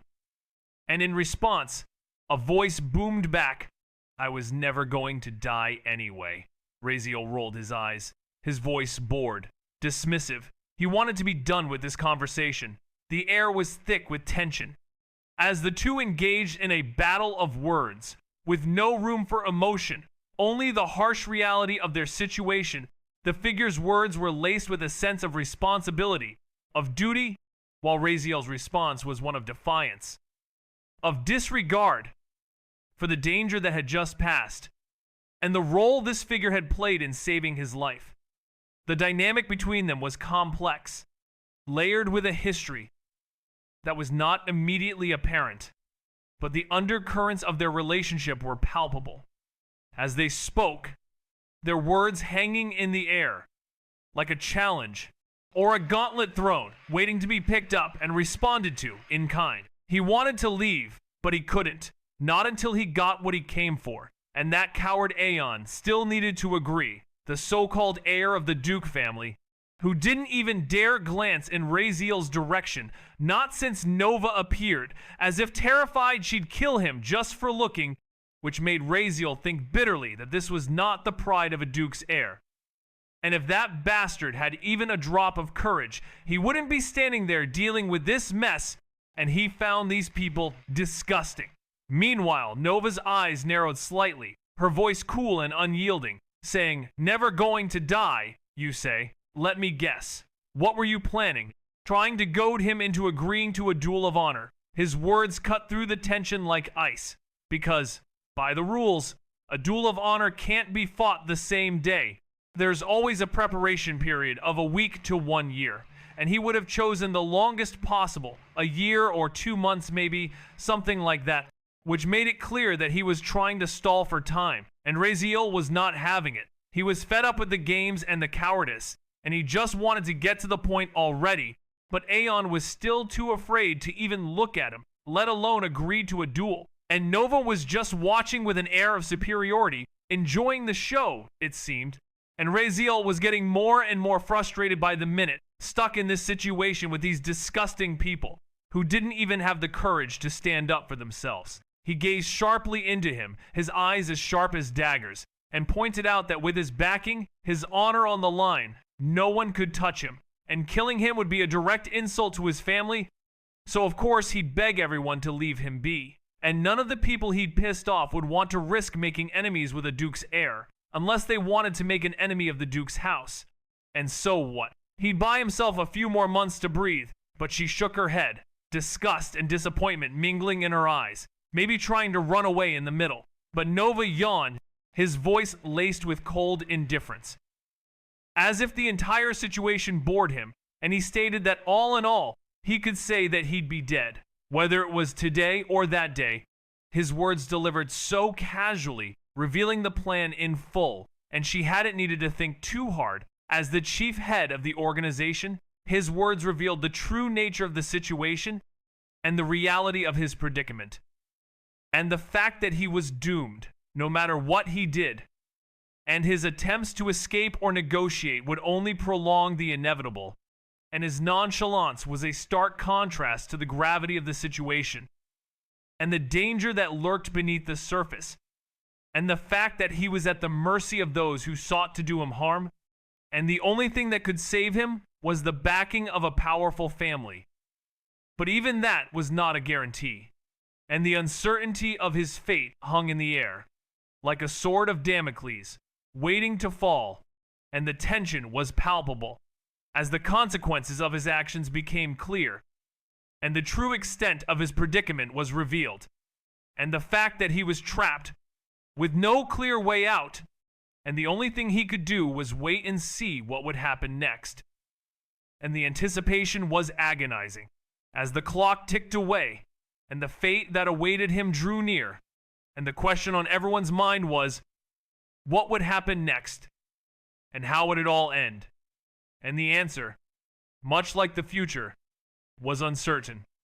And the only thing that was clear was that nothing would ever be the same again, and the consequences of his actions would be far-reaching, and the impact would be felt for a long time to come, and the memory of this moment would stay with him forever, a stark reminder of the dangers of his world and the unpredictability of his fate. VEN, the secret intelligence force that operated solely under his command, was no stranger to schemes of this kind, and for him, Raziel's plan was child's play, a notion that was reinforced by Nova's analysis, who was one of the strongest characters in the world, and seeing through Raziel's plan wasn't even worth breaking a sweat, which didn't surprise Raziel, as the moment Nova had appeared, he'd known she'd piece it together, and even if she hadn't hit every point, she'd grasped at least 35 to 40% of what he had been aiming for. And around them, the crowd gasped, as the weight of understanding seemed to hit them all at once, realizing that this was what that kid had been plotting, people understanding how dangerously clever the plan was. And a few smart spectators, maybe 4 or so, nodded, impressed despite themselves, acknowledging that Nova's analysis was right. The plan could have worked, no doubt about it, given that the Davins were a powerful house. Aeon's potential acceptance of a duel of honor would have rendered Raziel untouchable until the duel's date arrived, with the only exceptions being the Imperial family, the other 3 ducal families, or the Church, and even then, there was a chance the Davins could negotiate their way out by citing the sanctity of the duel, which explains why Raziel was acting so wildly, trying to die but knowing he wouldn't be killed, as Aeon could have persuaded Selena to restrain her followers for a time, and she would have agreed, leaving people to blink in surprise, realizing the kind of guts it took to try a gamble like this, playing with Duke families and standing on the edge of death with a smile. And although he would have died eventually, he would have gone down as the boy who outplayed everyone, and now all eyes shifted to Aeon, the so-called heir of the Davin family, The man who'd almost been played for a fool by someone far weaker without even realizing it, Aeon kept his face neutral, but inside, he clenched his fists. Now that everything was laid bare, he fully understood the trap he'd nearly stepped into, but still, the weight of the situation was not lost on him. In a most thrilling and unconventional turn of events, a character is faced with a tantalizing proposition, where the potential for a little embarrassment pales in comparison to the rewards that could be gained as he contemplates winning and claiming the award. And even now, he would gladly accept the challenge, for the advantages are simply too great to pass up. But alas, there is a catch, a rather significant one. For he would much rather not make an enemy of a certain someone, and this is where the dilemma lies. For the individual in question hails from the esteemed and incredibly powerful VILLIANS, who are undoubtedly the strongest of the 4 ducal families, leaving the others in their wake, and some even whisper that they rival the imperial family, perhaps even surpassing them in strength, although no one dares to utter such sentiments aloud. And as the tension builds, the atmosphere in the Colosseum begins to shift, with the wind growing heavy and hot, setting the stage for a most unpredictable and intriguing confrontation. The crowd itched to whisper, to gossip, to dissect the brilliant ploy they just witnessed, but no one dared move, dared speak, not with a certain figure standing in the center of the arena, their cold presence silencing them all. And when a particular individual was asked about the plan, they just shrugged, replying with a voice that oozed defiance, but inside, their mind was whirling as they thought, does she really think it's that easy to guess my plan? And they said it out loud, still claiming they wouldn't have been dead, all while rolling their eyes. But then a voice cut through the air, cold as steel, a gaze fixed on the individual, like they could read them as easily as an open book, saying, "That's because you were planning to ask for a holy promise, weren't you? Maybe you were thinking if you beat them and claimed the holy promise, you'd use it to force the church to forgive your sin, the one where you tried to harm a certain person, and of course, they would have to accept it." Every single follower out there, as the individual's plan was laid bare, their thoughts and intentions exposed, and they were left to wonder, how did they see through their plan so easily? Because a holy promise is sacred, unbeatable. His eyes narrowed, his tone flat but sharp, dissecting his scheme without hesitation, and once that's done, you wouldn't have to keep living in fear of dying at their hands. No more looking over your shoulder, waiting for a blade in the dark. The crowd blinked, stunned by his words, finally grasping the depths of what had been planned. Even lips parted slightly in realization. So that's why he asked for it all. Nova continued, voice low, controlled, yet carrying weight that no one could ignore.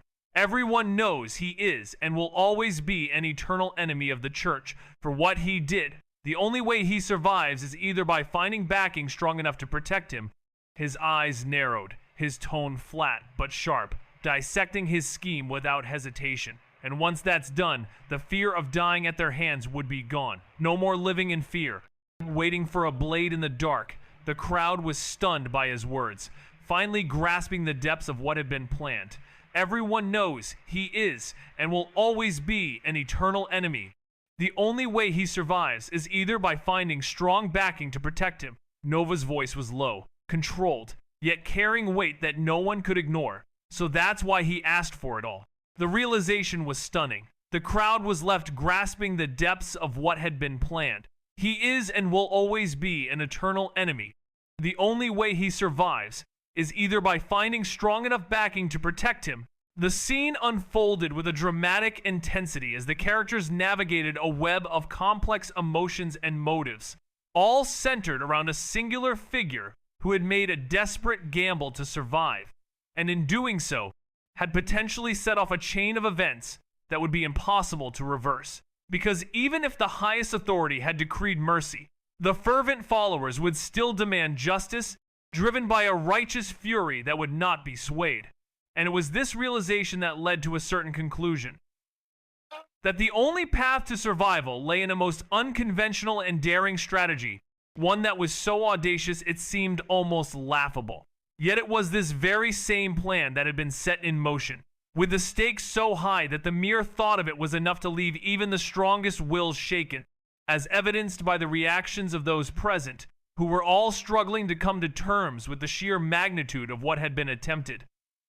Their faces reflecting a mix of shock, outrage, and incredulity, with some, like a certain individual, visibly shaken, their minds racing as they tried to grasp the full implications of this gamble, while others, fueled by anger and a deep-seated sense of justice, were barely containing their urge to lash out, their fists clenched in frustration, though restrained by the presence of another, whose calm demeanor served as a stark contrast to the turmoil that was brewing. And at the center of it all, the mastermind behind this plan stood tall, unapologetic and unwavering, a defiant smile plastered on his face, as if daring anyone to challenge him.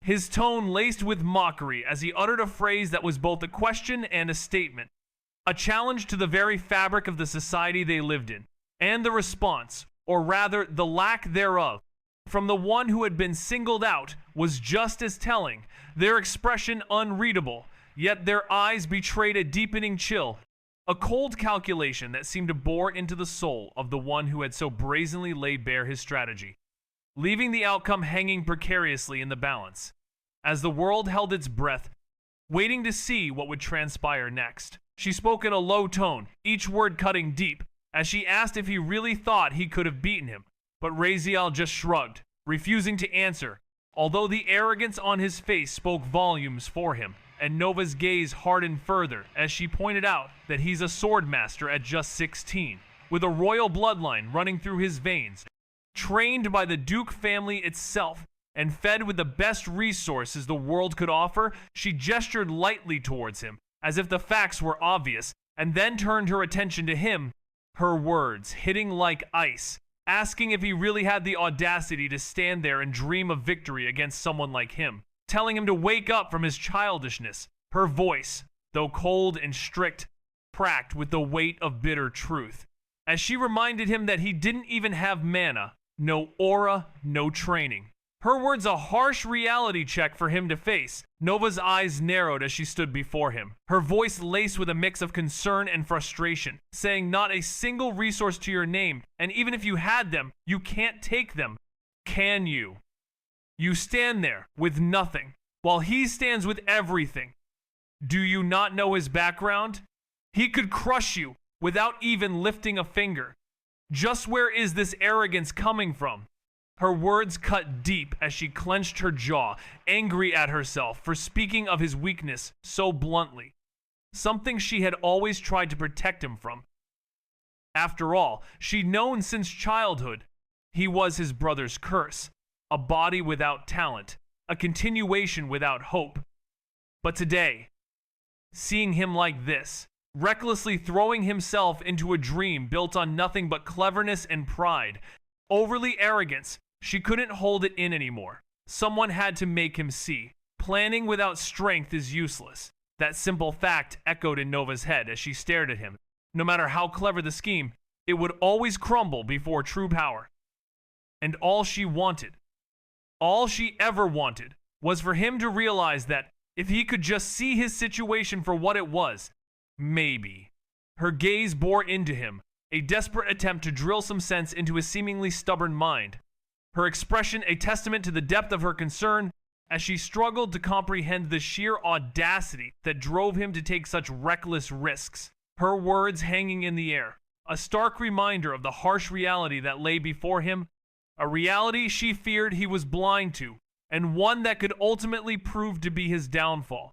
He was calm, too calm, and for the first time, something in him hesitated, as the thought whispered in his mind that maybe he was overstepping, and maybe he should stop. Because wasn't this like standing over a man born without legs, lecturing him on why he couldn't run, on why he should just give up? But no, his eyes didn't ask for help, they didn't plead, they didn't even acknowledge trouble. All they said was one thing: I will survive. And that only narrowed his eyes further, still so blind, still so stubborn, as he stood there, frozen in his determination, his gaze unwavering, his spirit unbroken. And in that moment, it was clear that he would not be swayed, that he would push forward, no matter what, driven by a fierce resolve that would not be shaken, his eyes burning with an unyielding fire that seemed to say, I will get through this, I will make it, I will survive, no matter what lies ahead. And that was all that mattered. That was all that drove him. A singular focus that would not be deterred, a determination that would not be swayed, a will to survive that would not be broken. He was calm, too calm, and for the first time, something in him hesitated, as the thought whispered in his mind that maybe he was overstepping, and maybe he should stop, because wasn't this like standing over a man born without legs? Lecturing him on why he couldn't run? On why he should just give up? But no. His eyes didn't ask for help. They didn't plead. They didn't even acknowledge trouble. All they said was one thing: I will survive. And that only narrowed his eyes further. Still so blind, still so stubborn, as he stood there, frozen in his determination, his gaze unwavering, his spirit unbroken. And in that moment, it was clear that he would not be swayed, that he would push forward, no matter what, driven by a fierce resolve that would not be shaken, his eyes burning with an unyielding fire that seemed to say, I will get through this, I will make it, I will survive, no matter what lies ahead. And that was all that mattered. That was all that drove him. A singular focus that would not be deterred. A determination that would not be swayed.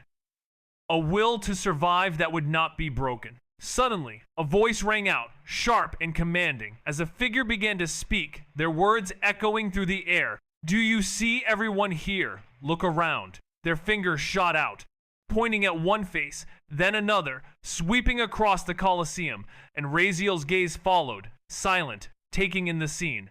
As the speaker continued, not a single person here, not in their deepest thoughts, not even in their wildest dreams, believes you can win against that boy, not one. Their finger lowered, but their voice remained cold, emphasizing the point, and they added, and remember this too, no one out there likes you, not a single soul in this entire arena. The words hung in the air, as she could feel Selena freeze beside her, the girl's eyes wide, trembling with each word the speaker uttered, and the speaker's gaze seemed to bore into those present, as if to drive the point home. And they finished with a chilling statement. If I wasn't standing here, the words trailing off, leaving an unsettling impression. It seems that an intense confrontation is unfolding, as one individual points out that if it wasn't for a certain person, a fight would have ensued against anyone, and the outcome would have been dire, emphasizing that the opposition is universal, with every single one of them harboring hatred, which is a daunting prospect. And this revelation has a profound impact on the other person, whose heart twists in anguish, as the cruelty of the words uttered causes their chest to tighten, prompting a strong desire to intervene, to step forward. But somehow, their strength fails them, leaving them immobilized, unable to move, and it's unclear why their legs refuse to budge. Meanwhile, the other person's gaze remains unwavering. As they finish their statement, their words hanging in the air, laden with emotion, and it's evident that the situation is extremely tense, with feelings running high, and the atmosphere is heavy with foreboding as the reality of the situation sets in, and the weight of the words spoken is felt deeply, with the other person's voice softening only slightly, as they convey the harsh truth that every last one of them holds a deep-seated hatred, which is a difficult truth to confront. And it's clear that this conversation is having a profound impact on both parties involved. Maybe now he understands his position, but Raziel's eyes remain cold and unbothered as he runs a hand through his long purple hair, his voice tight with restraint, as if he's had enough of the words, and he addresses the woman with a sharp, dismissive tone, saying he doesn't have mana, aura, strength, powers, or background. And is that what she's saying? Meanwhile, the system's voice is faint and buried beneath the noise in Raziel's mind, attempting to calm him down, warning him that his emotions are getting out of control. But Raziel's reaction is one of escalating anger. As he clenches his fists and his voice rises, his anger boiling over, the system's gentle prompting is drowned out by the turmoil in his mind, and Raziel's emotions continue to simmer, his sharp tongue and dismissive manner a clear indication of his growing frustration as the conversation takes a tense and dramatic turn, with Raziel's calm demeanor slowly unraveling, revealing a deeper sense of agitation and annoyance. And the system's voice is a gentle whisper in the background, trying to soothe his frazzled nerves, but Raziel's anger and frustration are too great, and he continues to seethe, his words laced with a sharp venom as he struggles to maintain control, his emotions hanging precariously in the balance. And the situation is fraught with tension as Raziel's emotions threaten to boil over. And the system's voice is a constant reminder to remain calm. But Raziel's response is one of defiance and anger, and the air is thick with anticipation as the scene unfolds with a sense of foreboding, and Raziel's emotions reach a boiling point. His anger and frustration, a potent mix as he grapples with the weight of his own emotions, and the system's voice is a steady presence, trying to guide him back from the brink. But Raziel's emotions are too raw, and he continues to simmer, his anger and frustration a palpable force that threatens to consume him whole. He demanded to know why he was able to outmaneuver everyone, why no one could find him, and how he managed to survive on his own for so long, his voice thundering in the silent arena, fury shaking every word, as he questioned why someone as weak as him was able to pass the trial, and why he was still standing alive. Having been at odds with everyone in the arena and yet remaining unscathed, his fingers sweeping the crowd just as he had done before, emphasizing that not a single one of them would have survived what he had been through, and that he was alive not because of help or support, but because he stood on his own and survived by himself, which led him to ask what they were dreaming about, as they weren't even his enemies, and what they thought they could do to him when the whole world wanted him dead and couldn't do it. His voice cracking with rage, his body trembling as he declared that this wasn't a dream and that he would win, pointing directly at her, breath ragged, fury consuming him, and he couldn't even remember losing his composure like this before. But the way she spoke and stripped him down tore at his mind, while Nova stood there, silent, expressionless, letting him vent every ounce of his frustration,